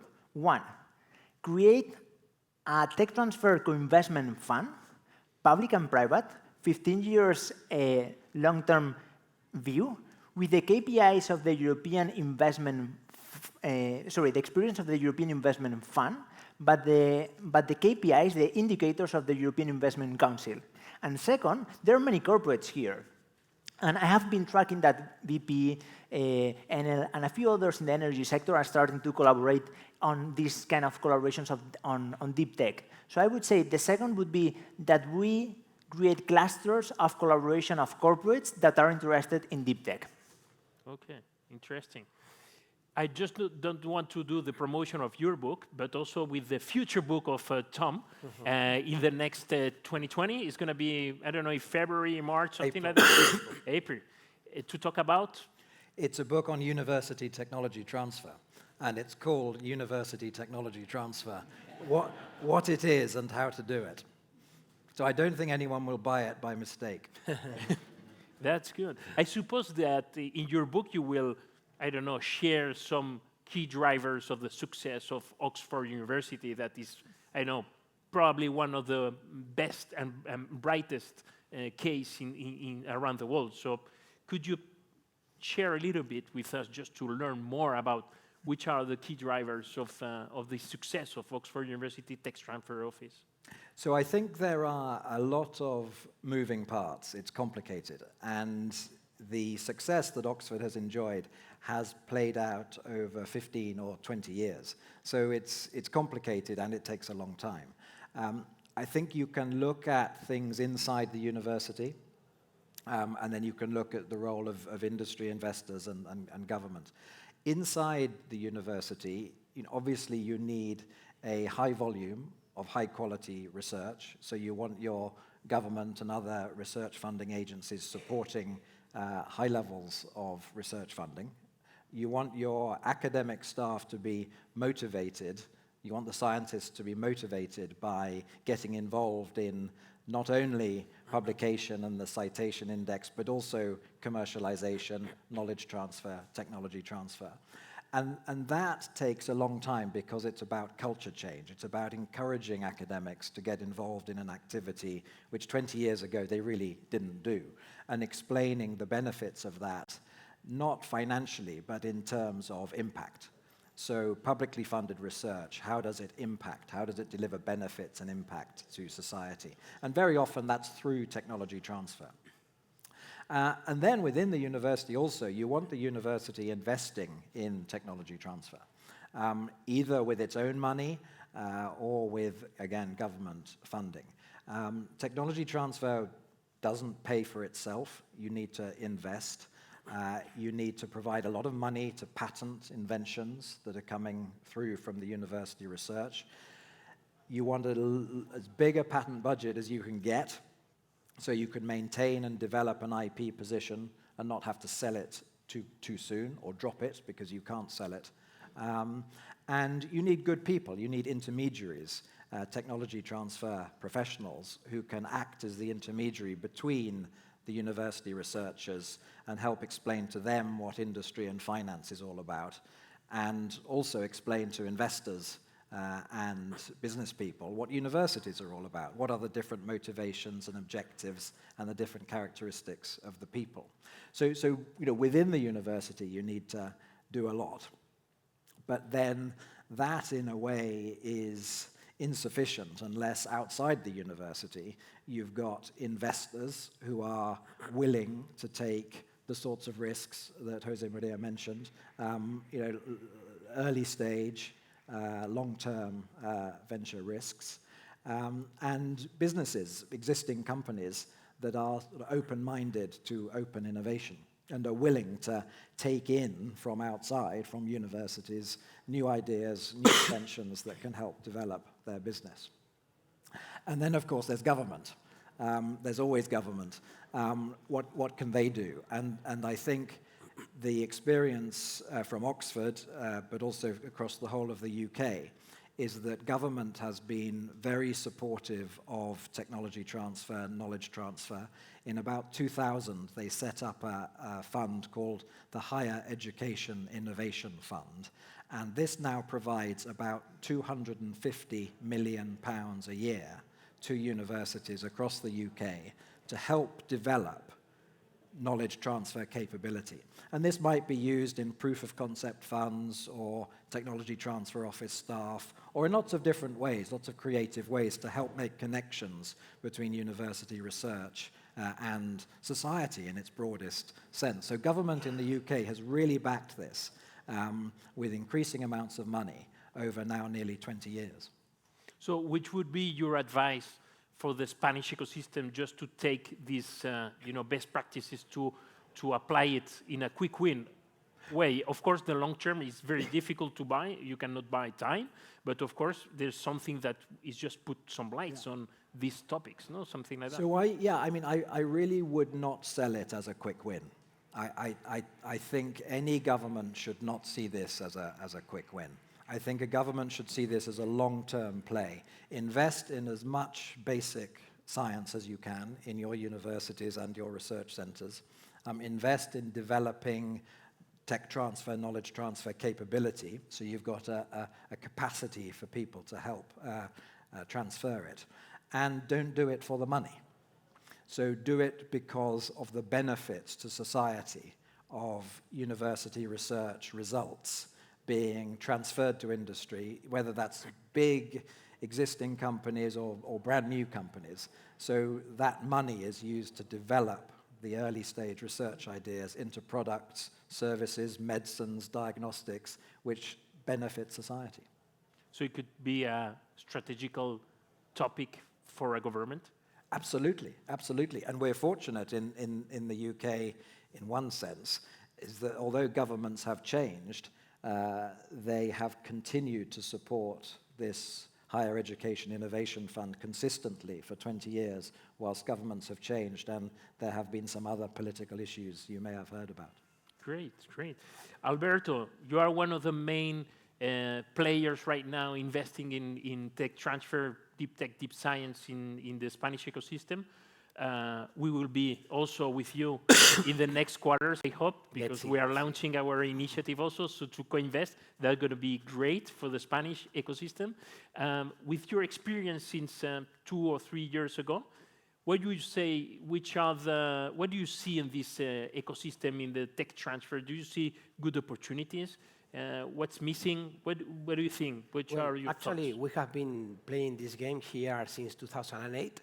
And we changed into fund structures since 2015.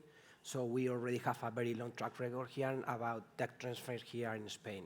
So I think there is light and there is darkness in the Spanish ecosystem. The light can be that many people doesn't know, but Spain is a top research and science country at world level. On top, we are on top of some countries such as India, China, South Korea. We have a research power of a top level in what it is called deep science. I mean, microelectronics, new materials, photonics. We are top leaders in the world at research level. Okay, this is the light. Some other light is that the government, I think, since some years ago, has already made the focus on let's try to create this environment, pushed and also backed by the European authorities. Okay, so we have several ways of thinking about this new market. Okay, the darkness I can see is that, well, some more lights. As we have this so huge ecosystem of scientists and top research centers in many cities, in many places, there is, in our opinion, we can find around, you have to bear in mind, we analyze around 400 technologies per year. Out of them, we choose 10 every year to do investment. For the last 3 years, we are the top leaders in Europe for doing tech transfer as venture capitalists in number of investments, okay? No in amount of money invested. And in this regard, there is a lot of light if you have an adequate model put in place in the Spanish science ecosystem, okay?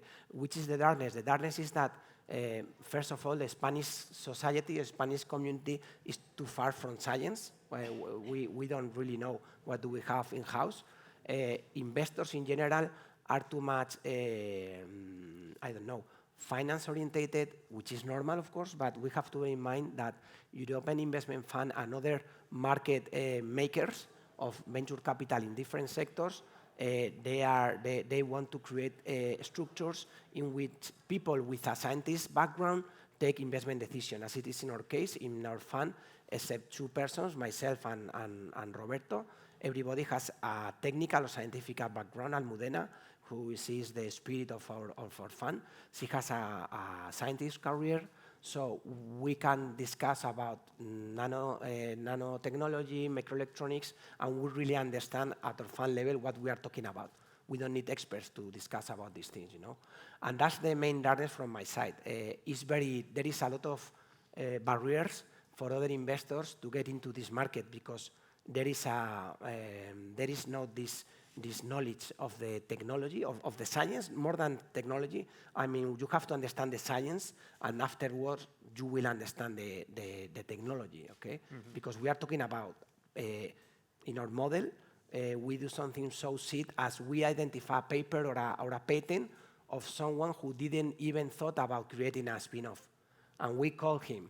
Look, we have big data processes and a very good trained team with a lot of people.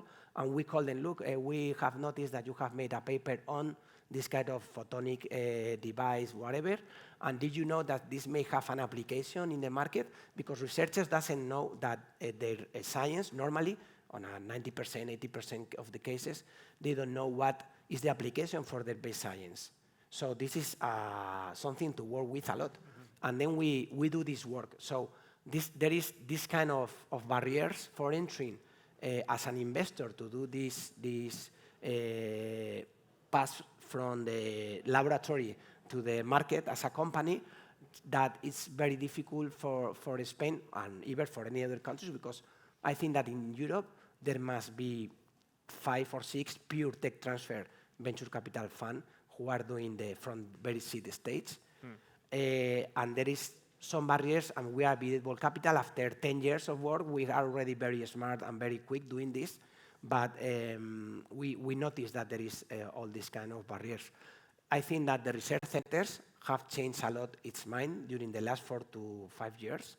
They are already acquainted to venture capital. They are already used to venture capital structure, because without venture capital, there's no tech transfer. I mean, that is first thing to note down in the book. I mean, if you want to have tech transfer, you need to have venture capital.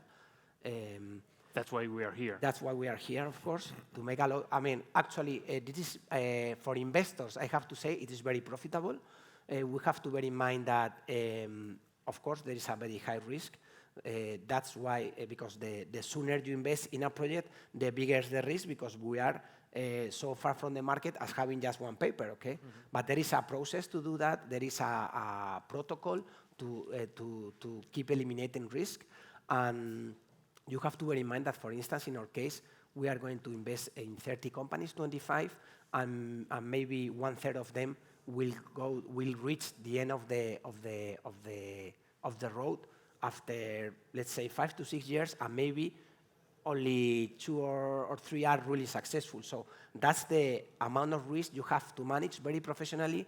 But of course, there is a lot of opportunity. In our case, we have I would like to mention that though there is a lot of risk, there is a lot of opportunity. We are going to close the investment period of our fund 1.5 years before than expected, because we are finding a lot of investment opportunities. We are already raising a second fund, in the process of raising a second fund for 70 million €, which is quite a lot of money for a venture capital in tech transfer, even in Europe, even for Europe. So there are very good. There is a very nice music. There is very good news coming from the past, and I think that in the end, Spain will come to a positive push from tech transfer world here in Europe.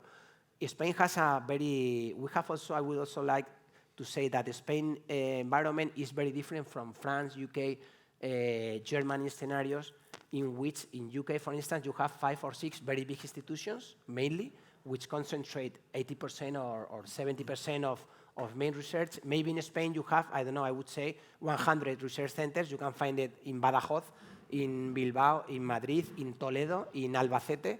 So the work is going to each of them and trying and be in a position to identify, okay, we have technologies from Albacete, we have technologies from Toledo, from Barcelona, of course, from Madrid, of course. We had in the past from Asturias. So it's a difficult work. to go to this very much dispersed way of creating technologies, which is very different from other countries in Europe, in which when we talk to big corporate venture capitals, they say, okay, where can I find technology in Spain? Okay, you have 100 places to go. And that's another, maybe it's a handicap, it's a barrier, but you have to learn to manage that. Interesting.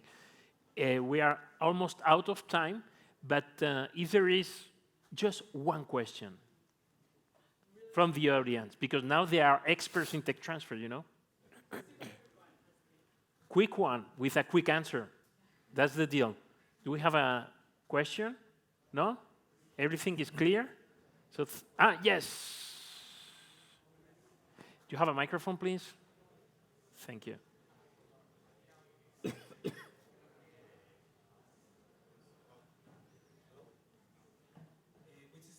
the role of the entrepreneur in the tech transfer? Because you talk about investing, you talk about scientific researches, but... Well, when we think about university tech transfer and the idea of setting up new spin-out companies based on university research results, it's very unusual for the university researchers and the academics for them to be entrepreneurs. So we need to, as part of the tech transfer responsibility and functions, we need to be very active and build an innovation community in which we have good relationships and contacts with real entrepreneurs, people who are good at business, good at managing businesses. In my experience from Oxford, about 1 or 2 in 100, the academic would play a really key entrepreneurial role, but the rest of the time, the academics were not the entrepreneur. We found a new entrepreneur from the local innovation community. In our opinion, in our experience, the entrepreneur, it does not exist. We are a company builder venture capital model, okay, which it means that we identify an opportunity, we create all the business, and we find and engage someone with an entrepreneurial spirit into the project. But as Tom said, it's very rare to find, well, we have never seen that someone from research goes into entrepreneurial mode, okay? And in our model, as a venture capital fund, we have for a very long time to be commercialized or to be on the market. We don't think it will be the case that at some moment there will be an entrepreneur which is researcher. Thank you very much. And big applause for all of them. And thank you for you also. Thank you to you. Thank you.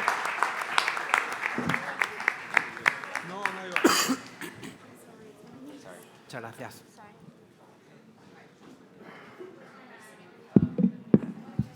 Our next panel is going to be about venture capital investment in Europe and different perspectives from investors in different parts of Europe. So please stick around, but if you're not sticking around, make sure to leave quickly so we can get started soon on the next one. We're running short on time. We're behind schedule.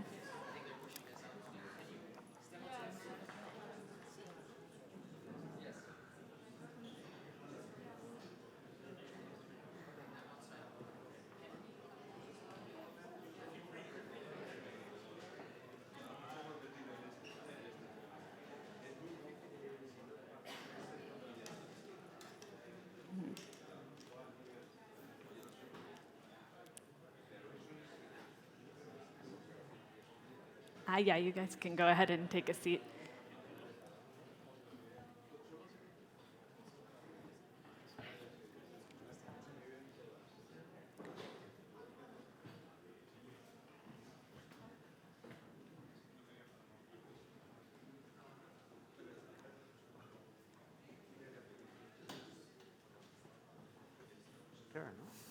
You want to Oh, we are.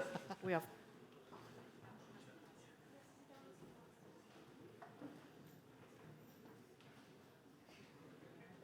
Please take a seat, those of you coming in quickly, as we need to get started.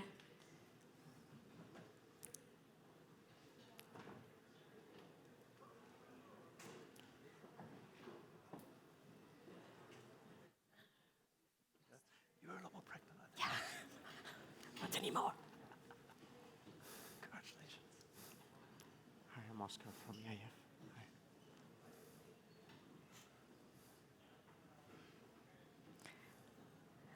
All right. So I'm going to go ahead and introduce our next panel, which is on a landscape of opportunities, a European perspective on VC investing. It's going to be moderated by Mercedes Storch, who is the head of international relations for Access ICO, which is a public investment company here in Spain. And then she's joined by a panel of people with different perspectives on investment in Europe. I'll let her go ahead and make those introductions. Hello, good afternoon, everyone. Thank you for staying because it's more or less lunchtime, so it's not so easy. And when I asked for a warm audience, I was thinking about another thing. Really, I was a little bit disappointed yesterday when I realized that I wasn't in the room with the rock band. But we have here some rock stars for the venture capital. So we are quite lucky, and we are going to understand a little bit about how is the landscape. Nowadays, in venture capital, we have different jurisdictions, and we have the EIF that always gives this global view that is so valuable. So I will introduce a little bit the panelists. We have Ian Mars. I put a headline for every CV, and yours is the FinTech man. He joined DN Capital in 2017. He focused in the UK market, as well as e-commerce, FinTech, and software. Prior, he was CEO of HelloFresh and led the UK operation of Rocket Internet. Previously, he worked in the deal team of Bain Capital Europe, and he started his career in strategy consulting, both in McKinsey in Madrid and in Bain & Co. in London. And Ian works in DN Capital, that is a globally early-stage venture firm who invests in seed, Series A, and growth stage business. Maybe you can add something about in which moment you are now. I have to congratulate you because yesterday I read that you led the $25 million round, the largest Series A in Spain, fundraised by BNext. Yeah, so it's a brave decision, but we just led the round in BNext, and it's got incredible metrics. It's a neobank which is showing the same early stage growth as, say, Monzo, Revolut, and N26 did. Very impressive founder, and hopefully going to take it to Latin America, which is still very underpenetrated outside of Brazil in terms of neobanking. So that's the plan. Hopefully we can execute on it. Yes. Then we have Sebastian, that it was really a challenge because he has long experience, private equity, real estate, and venture capital, over 22 years of experience in private equity, real estate, venture capital. He founded Wonder House in 2015, providing flexible community enhancing co-living opportunities for young professionals and students. Has been also director of platforms Nido Students Housing and DB Deutschland Property Partners. Also 11 years in private equity in London, Frankfurt, with many different positions. He works for Joint Capital, a venture firm focused in early stage investment, B2B, industry sectors. Using the micro multinational approach for market leadership, they try to support local teams who are developing and scaling differentiated products in a capital efficient way. Maybe you want to mention something else about your fund? Yes, gracias, Mercedes. So basically, we're a first-time fund, so any entrepreneurs out here, we feel with you in regards to fundraising. And I can't tell you when it's a good time. It's always a difficult time. We founded Join in 2015, basically to address the neue Industrie. What do I mean by neue Industrie is that we're focusing purely on B2B platforms in PropTech, machine automation, and enterprise SaaS.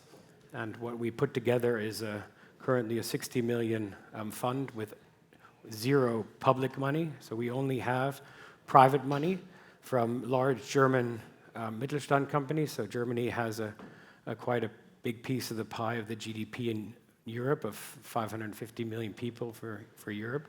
And what we do is we invest throughout Europe. We have investments in 8 European countries, from Portugal, Spain, Holland, Belgium, France, Switzerland, UK. We don't see any boundaries, as you maybe did in 2000, 2001, 2003. Things are being standardized. You're finding great human capital throughout Europe, and I think there's a huge opportunity for Europe in the next 10 years. And thank you for being here. Okay, thank you, Estelle. Then we have Pauline Roux.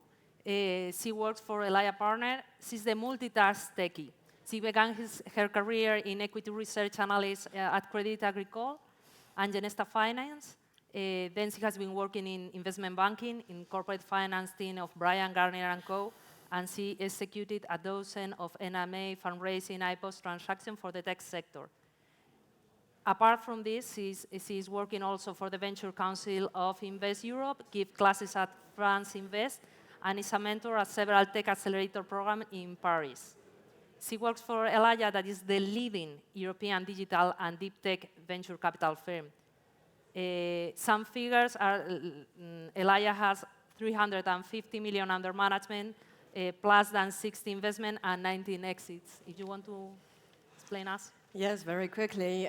The focus of investing we have at Elia is really tech disruption. So we mainly invest in early stage in B2B companies with tech differentiation. So we hear a lot at the moment about deep tech or things about AI around machine learning as well. So this is the type of space we like, and we invest ticket ranging from 1 to 5 million, and then we continue to support companies over the road.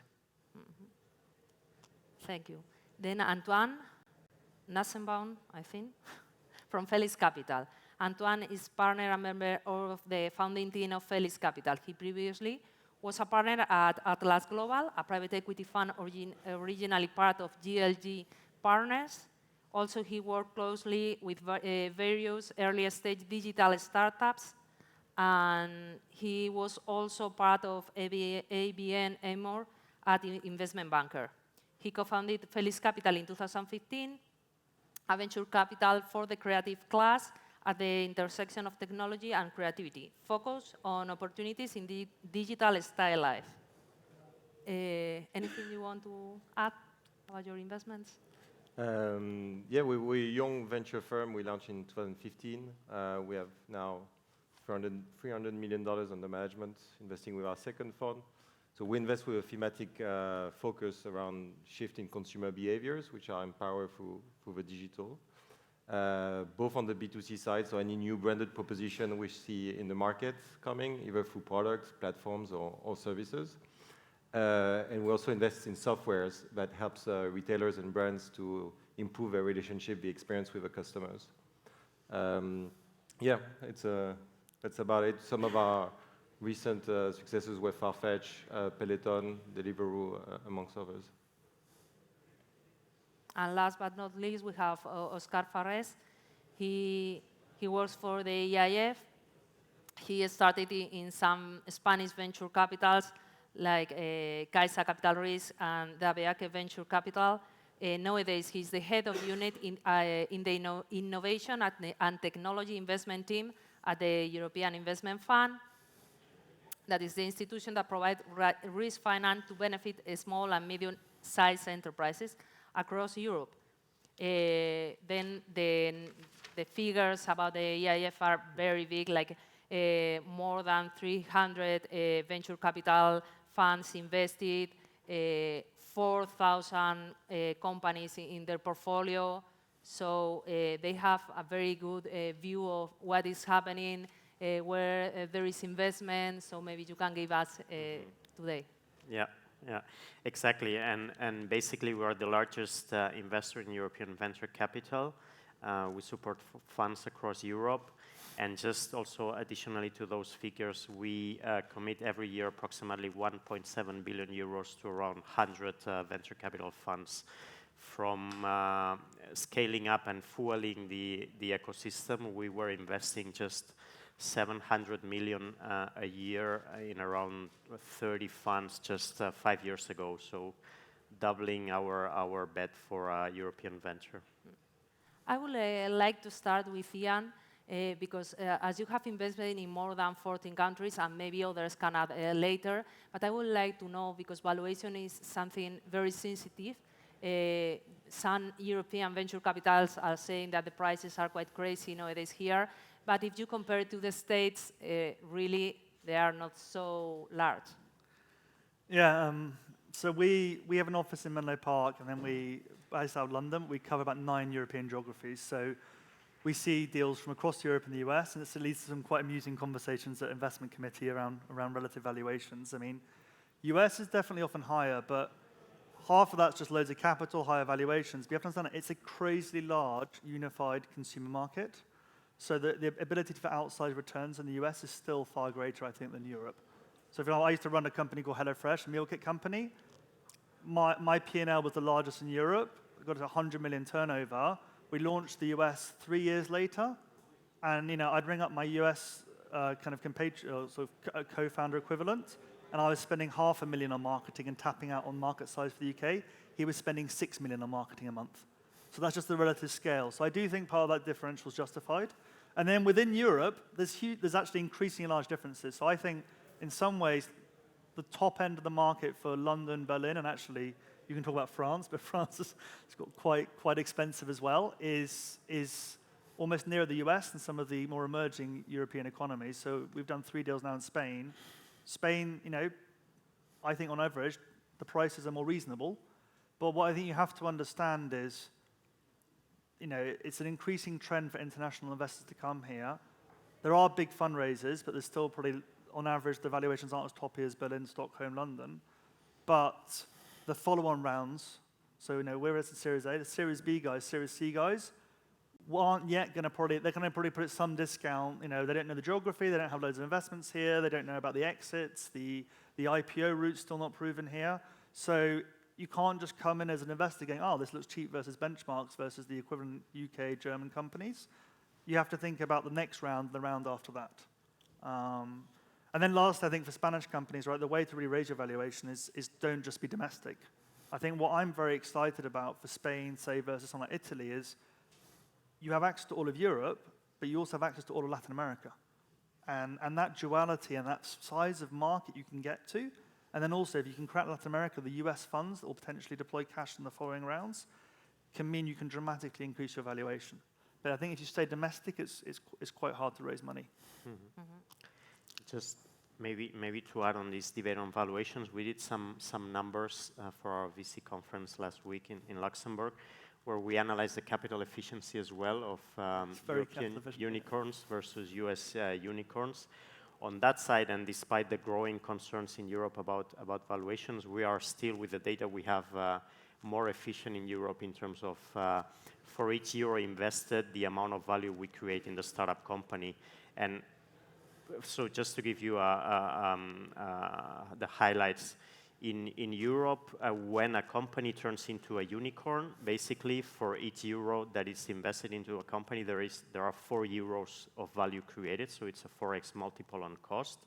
In the US, it's around 3.4 at the time of graduation of the unicorn. But the most interesting data is at the time of the exit of the unicorn, and probably still the data set for Europe is a bit reduced. But the multiple for each euro invested in a unicorn at the time of exit in Europe, value created, is a bit lower than 8x, so 7.8x, whereas in the US it's 2.7x. So, I mean, again, capital efficiency for European companies is much higher than for the US, which is just another dimension to the whole debate on valuations, but I think it was interesting to share. Maybe if I can add up on you, Oscar, because I really like the statistics, and it's a good arguments to bring more money in Europe rather than in the US.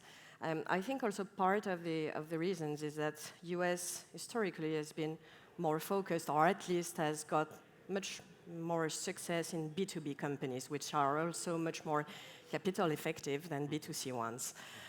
We have, of course, a few logos of very, very iconic B2C companies in Europe, but much less than in the US.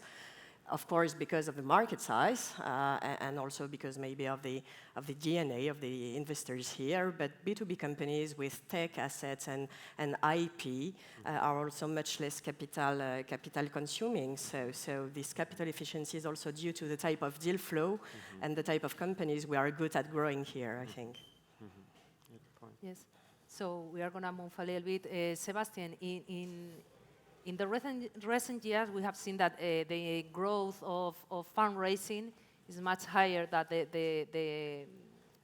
the speed of investment. Do you think that this trend is going to continue with the uncertainty about the growth in the coming years? So basically, yes, you're correct. I mean, globally, I think KPMG published that around 350 billion was invested in 2018. If you split it between Asia, Europe, and the US, and I'd like to focus on Europe, since being in Europe, despite the accent. Basically, I see a huge opportunity because we lag immensely in deal numbers, despite being 550 million compared to 320 million population.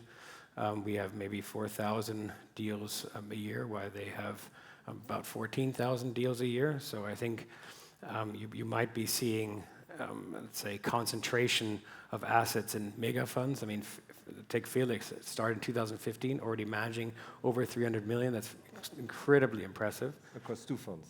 They were still good. I'm still on number 1. So I think, I mean, I was in venture at Schroeder Ventures in '98, where venture capital was basically shareholder loans with triggers to take over the equity. And I think the market has gone an incredible long way. But being behind the US gives us the benefit of relooking of the industry. I think right now Europe is lagging very much behind on institutional money. In Germany alone, very few of the institutions invest into venture capital. I don't know what the number is in Spain. I mean, you have Telefónica and everywhere here. Let's see how much their pension funds put in the Spanish venture capital market. And I think that's a very important role for us all to help these pensions understand that venture is a 10, 20-year perspective, that we are not sort of affected by 2, 3-year dips in economies or recession, because we're looking at the long term. Yes, as Ian said, you have cyclicality in multiples, so it's harder if you maybe get that one wrong. But if you're looking at the long term, I think it averages out, so I'm not too worried about that. And I think Europe has this huge opportunity to grow this market. I agree with the B2B angle. I mean, we just do B2B, and what we try to do is give these non-German companies a commercialization access to the German Mittelstand, because they're very risk averse, these large manufacturing companies. If they have to suddenly put a module on some CNC machine or intrusion plastic machine, they will not do it. They will wait until the last moment to improve the efficiencies in their structure. So I think even a dip, as you mentioned before, would actually help the European economy wake up and embrace the efficiency of the product. And now, Antoine, I would like to know, how do you compete with those US investors that are now leading some rounds, that are approaching our market, and how do you see this competence? Yeah, I mean, I think we all have seen the last couple of years big rise of US investors and top quality US investors from both the East Coast, the West Coast, coming into Europe, investing in Spain. We Spark in Travelperk and across France, across Germany, in UK, everywhere. I even heard that some of them are thinking to set up European vehicles dedicated to Europe, so with people on the ground. So it's definitely happening. It would be interesting to understand if it's a result of having a very strong conviction on Europe, or also being somehow a bit having US a bit too competitive and too heated. So it might transfer the problem of valuation from US to Europe, and I wouldn't say it might. It's happening somehow with larger ticket. I think it's actually very good to a certain extent, because I think somehow we have a gap a bit around more the growth, the Series B, Series C type of stage in Europe, Series D. Not so much from the entrepreneur's ambition, actually, which used to be the problem, but actually I would blame ourselves as investors, European investors. Sometimes I get a bit more risk adverse towards these rounds, where actually it's time to push, it's time to think internationalization, it's time to go for it.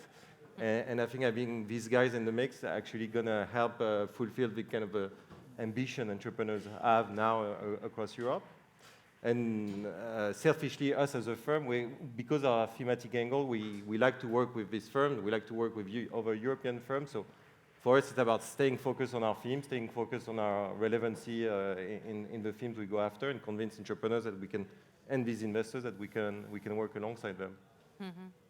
So following with this topic really about Series B, how there is a lack of funding in this area, I would like to know the opinion of Pauline, because you have more than 19 exits, so, and you have a huge portfolio.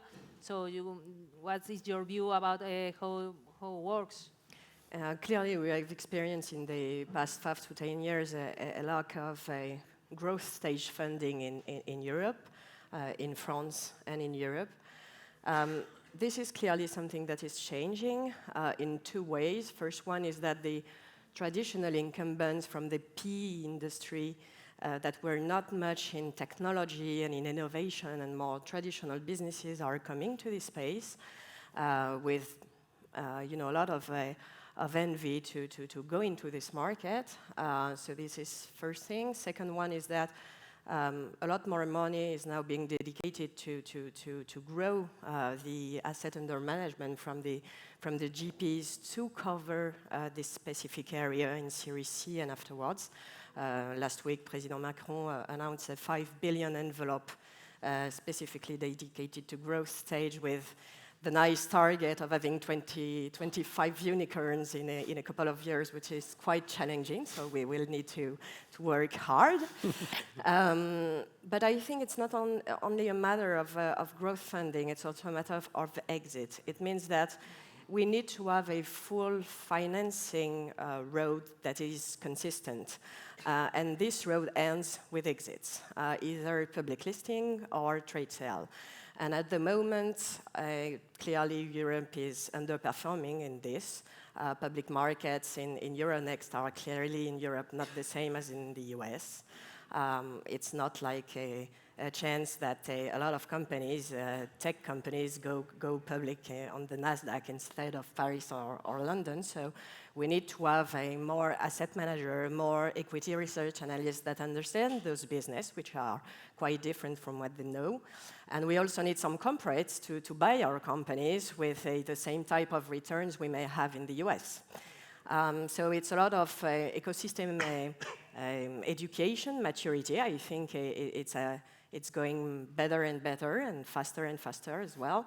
On our end, to be very honest, we haven't suffered that much about the growth funding and the exits, because since we are very focused on IP tech companies, most of them at Series B and C go and fund themselves in the US because most of the exits are in the US.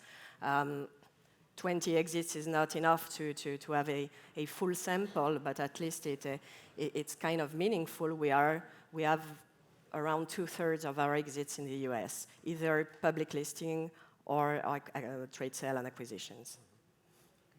Excellent, thank you. Oscar, we are almost run out of time, but please give us a brief view about the performance of European venture capital, if you want to add anything, or which are the main hubs nowadays in Europe? Yeah, no, I mean, I fully support all the arguments that have been shared here about European venture.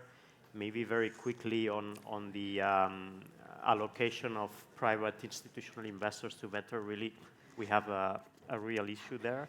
Our numbers show that even in developed markets, 1/3 of the funding that goes into VC funds is public funding. In emerging geographies, Central Eastern Europe, Portugal, it's 2/3 or even 70% public money into VC funds. I mean, that's not sustainable in the long term. But we need to make an effort to bring pension funds into the asset class. In terms of performance, we are living, I would say, a rosy moment in Europe. If we analyze our portfolio of VC funds from 2000 to the latest VC funds we have invested in, it's about 200 funds. The top 50 funds, so the first 50 funds in our portfolio have returns above 20%, 20% IRR. That's, I mean, there's still a lot of unrealized value. So again, with the exits, we need to confirm the good moment of European venture. But clearly, the returns are at least at par with US. In US, you might have more outliers in VC funds. But if we compare top quartile returns from European funds to US funds, since 2009, we're starting to be at par with the US. So I think it's a very good moment to put money into the asset class. So if there is any institutional investor here, please invest in all those funds for sure. Yes, I invite you to all the entrepreneurs to go there, investors also go there, because we are here for this today. Thank you so much for coming, for taking the effort, for taking planes, for coming to Madrid. And please join me in an applause to this panel. Thank you. Thank you.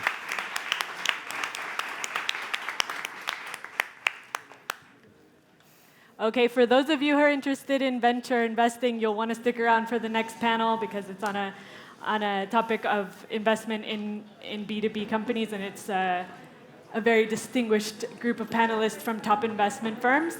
But if you would like to move on, you need to leave now as we are doing the switch so other people can come in.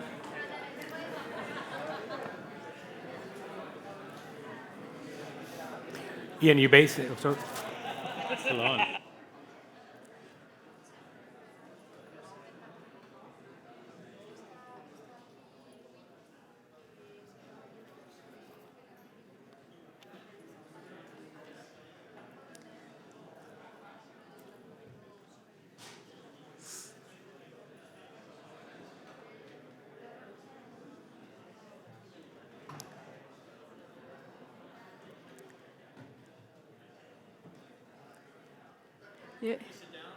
Yeah, you can go ahead and sit down. Yes. Sit down here? Nope, you can set things there if you want and then go up there. Some specific order? If it could be, I don't have a thing in the order that it says, but I don't know. Otherwise, no. Totally up to Mauro. Do we have time for questions and answers or no? It has to be within the time that you've got, so yeah. 23 minutes. Yeah. 23 minutes. 23 minutes. Okay. So if you want to leave 5 minutes, and we have a microphone for questions. You will present us first, or we sit? Yep. You can go ahead and sit. Yeah, we'll go ahead and sit. Yeah.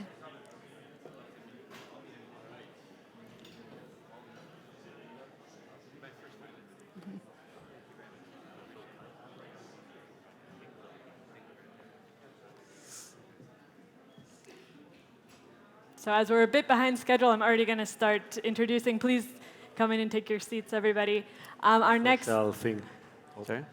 panel is on investing in B2B, trends and verticals. We've got a great panel here moderated by Mauro Giovane. He's principal at Axon Partners Group, which is an investment, corporate, and strategy consulting firm based here in Madrid. Has 4 international offices as well, and he has extensive experience in venture capital, private equity, and in investment banking. He is joined by 4 panelists who also have extensive experience in investing in B2B companies. And I'm going to pass it on to Mauro for the next. Great. Thanks for the introduction, and hi to everyone. I'm very glad to be here with my colleagues here. I would like to say that for us it's very interesting to share views on the B2B space, because we are running currently a phone-of-phone strategy, and we have a strong focus on B2B. We think there are very good opportunities in this sector. Obviously, we complement also with the B2C side, but we see some good opportunities in the B2B space. So I'm glad to share views with you and to hear about your experiences. And probably I would like to give you the floor to each one to give a brief introduction. We have 23 minutes, so we have to run. Yep. And I guess people is hungry now. So yeah, probably we can start with Malvin. Okay, great. Hi, everyone. My name is Marvin. I'm a partner at 500 Startups. I actually represent 500 Startups from San Francisco. If you don't know 500 Startups, we've been around for 8 years, probably better known for the accelerator. You know, everyone knows this as a consumer firm, focused firm, which is actually incorrect.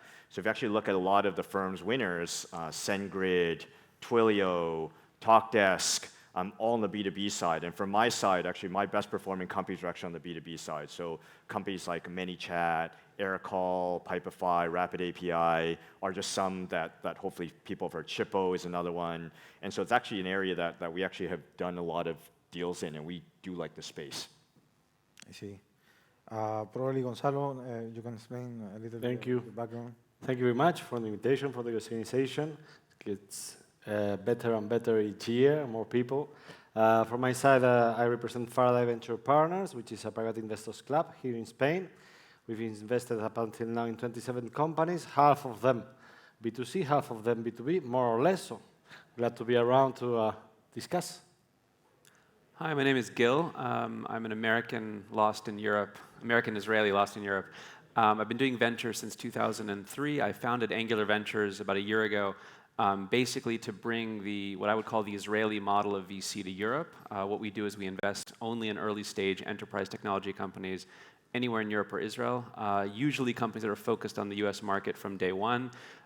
So we have in the Angular portfolio 12 companies already. Out of those, 9 of them are incorporated in Delaware, and 5 of them have American VCs backing them, and 3 or 4 of them are already headquartered in the US. So we're very focused on helping companies go global very quickly. That's what I've been doing for 15 years now. So 100% B2B. So hi, thank you, Mauro, and thanks for the organization, especially to Maria. She rocks, and we're here because of her. She pushed this a long time ago. My name is Iñaki Arrola.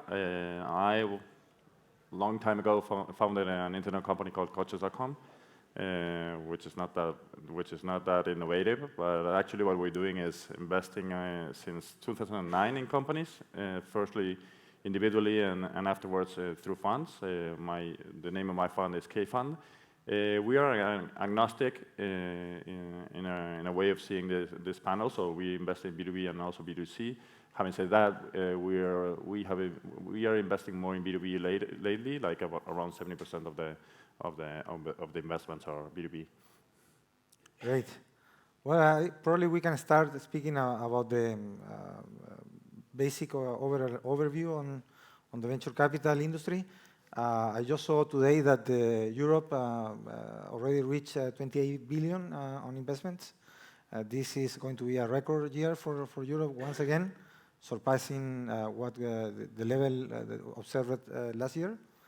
In the B2B space is even more important the role that is playing now corporate venture capitals, investing more and more. That's another trend that we observe. So I would like to probably see your view on both ideas. No? How is affecting the deal terms, the deal flow, the valuations, the current level of money in the market in the European, although we believe in Europe there is still a huge funding gap. So even with this exponential growth, we see an opportunity here. But what's your view on that, and how is changing the game, the fact of having more corporates investing more and more and very early? How has been your experience co-investing with them? A little about your views on both. That's like a lot of questions.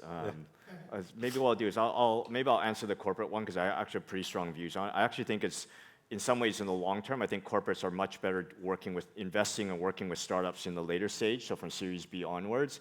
I would think prior to that, I don't think they're very good. But I think there are some exceptions, and we talked about it in the room earlier. I think there are some specific B2B focused corporate VCs that I think are good. So I think Microsoft is pretty good, but they focus from Series B onwards. I also think that Salesforce Ventures is pretty good. I think everybody else kind of sucks. Yeah. In fact, in our experience, when we see funds with a lot of corporates as investors, The track record, the performance that we observe is normally not as good as VCs that have more financial investors, as LPs. I think the challenge, and I think there's reasons why I think corporates suck, right, in sort of like investing. Number one, it's not their core business. I also think a lot of the terms they put in are also not great. I also do think that there's also some signaling risk, particularly in the early stage, because there are actually quite a lot of early stage investors in Series C or Series A, and I actually think it's very, very weird if, like, unless you're in pharma and you're in biotech company, I think it's very, very weird as a software company where there's still a lot of very, very good early stage investors, and for me the signal is like, well, wait a minute, that just means that you kind of went around the block and you couldn't get investors from anybody else. You couldn't get financially driven investors, so you had to go to a crappy corporate VC.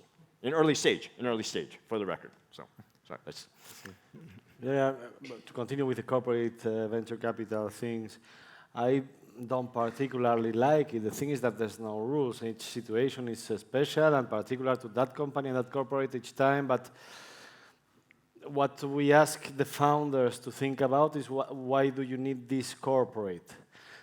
Because we need money, and then you don't need this corporate, you need the money. No, because we want to use them to sell through B2B2C schema or whatever, or then you don't need their money then. So it's very difficult to find a situation when they do need that money and there's not going to be a conflict of interest, because at the end of the day, okay, I want to do your B2B2C, but I want to do it with as many corporates as I can. The fact is that I have your stake in my company, and that could represent a conflict of interest for my commercial expansion at a very early stage. I don't know if you were saying about that. That's what I mean. So you need to take it, every situation is special, and we're all looking for outliers, and it's very difficult to make an average. But if you can avoid it, I mean, if you could avoid VCs as well, it's even better. Just by financing by your clients, whether they're B2Bs or B2Cs. But if you cannot, and if there's a very good value that you can take from this corporate venture capital, at least in the shareholders' agreements, make sure that they're not going to be able to veto another commercial relationship with a competitor of his, for example. Yeah. Clean term sheets are super important. Yeah. So I agree with the comments on corporates. Let me maybe turn to something else you mentioned, which is the zeitgeist. Where are we right now in tech land and VC land? I think I'm too old to remember parties, but there's that point in the party when it's 1 in the morning or 3 in the morning and you're out of food and everyone's drunk and a whole bunch of people you didn't invite have shown up and no one remembers why they came in the first place. I think that's where we are in tech venture capital. And some of those people that weren't invited are the corporates, by the way. So it's like everyone has money, everybody has a fund, every corporate has a venture arm this and a venture arm that. Funds that used to be 20 million are now 120 million. Funds that used to be 200 million are now 800 million. And rounds that used to be 2 million are now 20 million. Multiples that used to be 5x are now 20x or 40x. And that's not sustainable for very long. And I think in the enterprise sector, we've seen a micro boom within that boom. So suddenly everybody's a B2B investor. Everyone's reinventing themselves as a B2B investor. And a lot of phrases are getting misused by VCs and even by founders. Phrases like deep tech or phrases like AI or machine learning or automation or any of these things.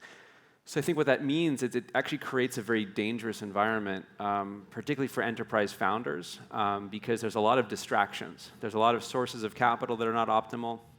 There's a lot of companies out there with budgets, with innovation teams that really want to waste your time and have you show up and deploy something, and they'll give you a proof of concept or a pilot or a letter of intent or some other thing. And a lot of that ends up being a distraction from actually going out and building a business. And I think when you think about, as an early stage founder, an early stage fund, what is it that we're trying to do? What we're trying to do is get to Series A. What is a rational Series A? A rational Series A is if I give you $10 million or between $5 and $15 million, can you hire a bunch of salespeople and can they sell this thing? Can you bring someone off the street, train that person to sell, and can that person carry quota and pay their salary and become profitable for the business and so on? If you can prove in Series A you can do that with 5 sales guys, then you get a Series B of 40 million, you can hire 20 sales guys. And so we as seed investors, we've got to figure out, can we map to a Series A?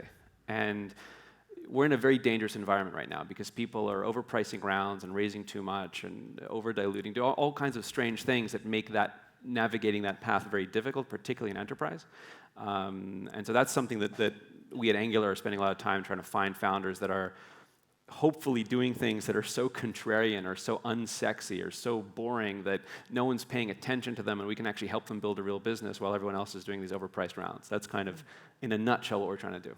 So oil and gas software, ag tech prediction, supply chain stuff, HR reporting tech, those kind of things that hopefully no one really wants to fund. The other thing I'll just add to that is because of this overhang of capital, if you're the best founder in a space and you've raised money from a great VC, it used to be that 5 years ago you might have 2 competitors. Right now you have 10 competitors whose websites all say exactly the same stuff that you say. And as soon as your funding round gets announced, all those other competitors go to your website, and if you have some good marketing language, they just copy it, right? And so it's complete chaos for customers, because customers are like, well, there's 10 companies like this that are saying exactly the same thing. And so that makes it even more complicated to execute. Even if you can fundraise, executing and selling is much more complicated now in this kind of bubble days than it has ever been before. The noise. Oh, the there's noise, so much tons noise. of noise. Yeah. So that's kind of what the $28 billion translates to is a ton of noise, not just for us, but for founders and for customers. Yeah. And you think about 70 billion in the US, it's retarded. Yeah. There's no way we're going to get a return on that as an asset class, right? So it's going to get very, very dangerous. I mean, Adam Neumann is walking around barefoot in the streets of New York, right? So things are starting to change. I'll also add on top of that 2 things, and then I'll go to Spain if then yes. we will have reply to everything. One is that we tend to speak a stupid language, and we are normal people. And too many times we are like, hello, I'm an investor, and I really hate these situations in which investors, we do believe we are something because we are just investors. So please bear in mind we are stupid, first of all. Not all of them, but me, I am. On top of that, what I think is that in Spain we're not yet there. I don't know if we're going to go to that party or not, but that 28 billion, I don't know how much will represent in Spain, but probably will be like around 300 million, to say something, 400 million, 500 million, that's it. So if you compare it with the size of Europe, we are a small island somewhere, which I think it's a nice opportunity for us. And I think it's also being seen by foreign investors like a place like, hey, the party's not yet there, and maybe we can make more rational investments. And if the winner comes, probably, I don't know if we're going to stay on the same situation, or maybe we'll go a little bit lower, but we're not going to crash, especially on the seed phase. So I think there's nice news over here. We started later. The ecosystem started later. We are also a nice place to live, and we have Madrid and Barcelona as the most important poles in Spain. So I think there's also a little bit of news in an island under the Pyrenees, which is called Spain. Yeah. Well, my view is a little more positive on the pan-European landscape. I agree that it's a lot of more money than in the past. But my feeling, my sensation is that still valuation has not reached the level of the US, and that is especially true in growth, late stage, and that's the reason why I think we see more and more international VCs coming to invest in Europe, even now, with the valuations, which is a challenge, I think, for an opportunity at the same time, because probably for early investors, now we are going to see earlier exit opportunities coming from these international players, no? But at the same time, what we see is that some multi-stage players with a pan-European focus are also moving down in the value chain, investing earlier than before, looking for the opportunities. So at the end, I agree that it's challenging environment. However, I don't know, how do you compare valuations, for example, Michael and Marvin? Do you think we are reaching that level? I mean, the valuations in Europe are still relatively low, right? I mean, when I first started investing professionally over 6 years ago, like, a typical seed round, like maybe 3 to 4 mil caps, and now it's like 10 to 15, which makes no sense to me because the quality level of the companies aren't substantially better. And I think it's just the inflow of money in general. I do think it's starting to slowly sort of like equalize in general. So, but then they like I think the valuation is just, it's one indicator. I think if you're purely investing on valuation, high, low, whatever, you probably shouldn't be investing. I think it's ultimately the great teams, right? Yeah. And so, and I do see that there's a little bit of binariness of just, for example, and this is maybe in line with B2B, which we're talking about. Like, I actually think in B2B versus B2C, right? I think it's very, you do not see a lot of consistently successful B2C consumers. And so B2C investments, B2C founders, because it's like catching lightning in a bottle. I do think you see a lot of consistent, like, serial entrepreneurs in B2B selling to enterprise. The skill set that you have and the relationships you develop. Corporates don't change that much. That's part of the reason they suck at innovation, right? But selling to them, it doesn't change very much in general. And so you accrue a lot of knowledge as as an entrepreneur. For example, like, I'm not joking, there's literally 5 or 6 teams at Cisco. Like, they sell into Cisco, they literally sell to Cisco, Cisco acquires them, they stay for a couple of years, they leave, they start another company, and then they sell back to Cisco like several years later on. There's a lot of these like entrepreneurs who are very good at SaaS or whatever, who've done this many times. And so I think those entrepreneurs can justify the higher valuations, right? You've done this before, you've sold a bunch of enterprise or SaaS-related companies, and so that skill set accrues versus in consumer. And so I see a lot of that. Yeah.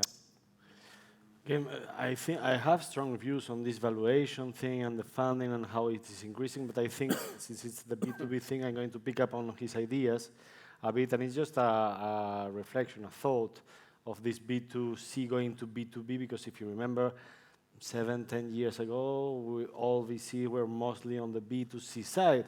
But I believe there's been a lot of work well done by a lot of people who are working on social networks, on Google AdWords, Facebook ads, etc. And it's getting more and more crowded. So in the B2C, you have the channel problem. Oh yeah, huge issue. And it's getting more and more expensive unless you have a particular strategy. Again, make no rules. It's just an average, but it's true that it's becoming more expensive to acquire customers. There's still some arbitrage or at least some imperfections in the mobile acquisition channel. But on the online, proper laptop, desktop stuff, it's very difficult. And you give something that normally has not a huge barriers of entry as technology or product is. Whereas in the B2B sector, you can do something that is really for Cisco, for this kind of companies. And so it's going to be much more barriers to entry, much more difficult for other competitors, and much more easy to open the door. Okay, it's still a big corporate, but if you have the solution they really need, it's their job to open the door for you to come in and to buy this solution. So I think it's one of the few explanations of why we're going, and I'm going to stop there, 6 minutes. Yeah, I mean, I think we talked about this a little earlier, like what makes B2B investing or operating different from B2C, and I think as, for me at least, when I look at a B2B opportunity early, I think the intimate customer relationships that you can develop and understanding what customers are telling you when you have, particularly, I actually like long sales cycles. I like long sales cycles if we can predict that they're going to come down later. Because if a long sales cycle results in a sale and a founder has a plan on shortening that sales cycle, there's a lot of learning that you get in that engagement with customers. Those long sales cycles, if you look at them as just a battle, it's not that attractive. But if you look at it as a process of defining a product so that you can sell it next time faster and learning from your customers, you're actually building up a proprietary knowledge base that your competitors may not have. And stickiness after the sale. sale. Yeah, and stickiness, they right? Stay with you. So 100%. Yeah. And so those, what I look at a lot of times in these early stage deals is what do your customer relationships look like, and what can we learn from that about your business, your technology, your sales cycle, your ability to execute, et cetera. You don't really have those indications in the consumer space. So the things that drive successful consumer investing are the best ones I've ever seen. I worked up close with Saul and Robin Klein at Local Globe. Back when they were at Index, they're probably the best consumer investors I've ever worked closely with, and they are the best in the world at predicting the ability of a person to construct a brand. I think they're just outstanding at that. It's a completely different skill set. I was useless, right? But in the enterprise space, that there's enough pattern recognition in that sales cycle with enterprise customers that you can start to develop patterns and maybe some predictability. And also for the company itself, for the founder, if you learn enough from that process, you can predict your sales cycle going forward. We always speak internally that we don't want to dress up and make up as an older person than what we are. And many times, investing on heavy or intensive marketing companies in B2C from Spain with a 50 million fund, it's like shooting yourself, because you're going to lose the ownership that you have at the company, ourselves as a fund, so it doesn't make sense. So I think that's another reason why in Europe we also have this sense. If you want to fight globally as a B2C investor from Europe, with exceptions, we are not that big as other funds in the world. So I think we also have this angle also of, hey, maybe it's not our fight, and which also adds on top what they spoke about. I mean, B2B is particularly interesting, particularly for European If you look at a lot of the winners coming here, it's mainly on the B2B side, because you can get customers from anywhere, right? Corporate in the US is pretty similar to a corporate or enterprise customer in Europe. It's very relatively similar to a corporate enterprise in like Asia, right? Somewhere in Asia. They're fairly similar. So I actually think like Europe actually has a huge advantage in general from that. You know, the design tends to be pretty good. Product, generally speaking, compared to the US, way better than, like, I see European versus sort of like US companies in competitors. Most of the time, the European companies tend to be way more capital efficient. And the second thing is actually, in general, the product tends to be better. The Americans just are much better at the sales and marketing piece, like way better at it, right? So remember that Larry Ellison joke, right? It's like, you know, first you declare the market, then you declare yourself the winner, then you build the product, right? So it's just like, it is kind of the mentality, right? Like, but having said that, don't underestimate, this is something I'm very, very, you know, I do talk about. Just like, Americans are like, they're great at sales process, great at sales, and if Europe can actually really, Europeans can really develop that, unstoppable. Yeah, really unstoppable. I agree 100%, and I think the biggest opportunity for a European B2B company, whether you're from Spain or Poland or wherever, is to sell to the US early. Yeah. I think the mistake that a lot of founders make is to sell locally early and think that they're going to do the US in phase 2. Or think they're going to hire an American to help them in the US. And that's just wrong. Like, go to the US yourself, get on a plane, do it remotely, engage with the customers yourself.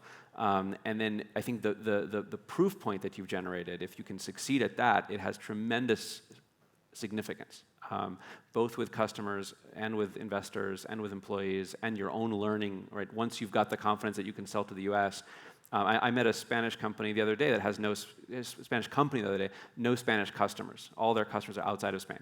One in the US and the other 10 other places, right? So it's very, very impressive and surprising for me to hear that they didn't even bother with Spanish customers, right?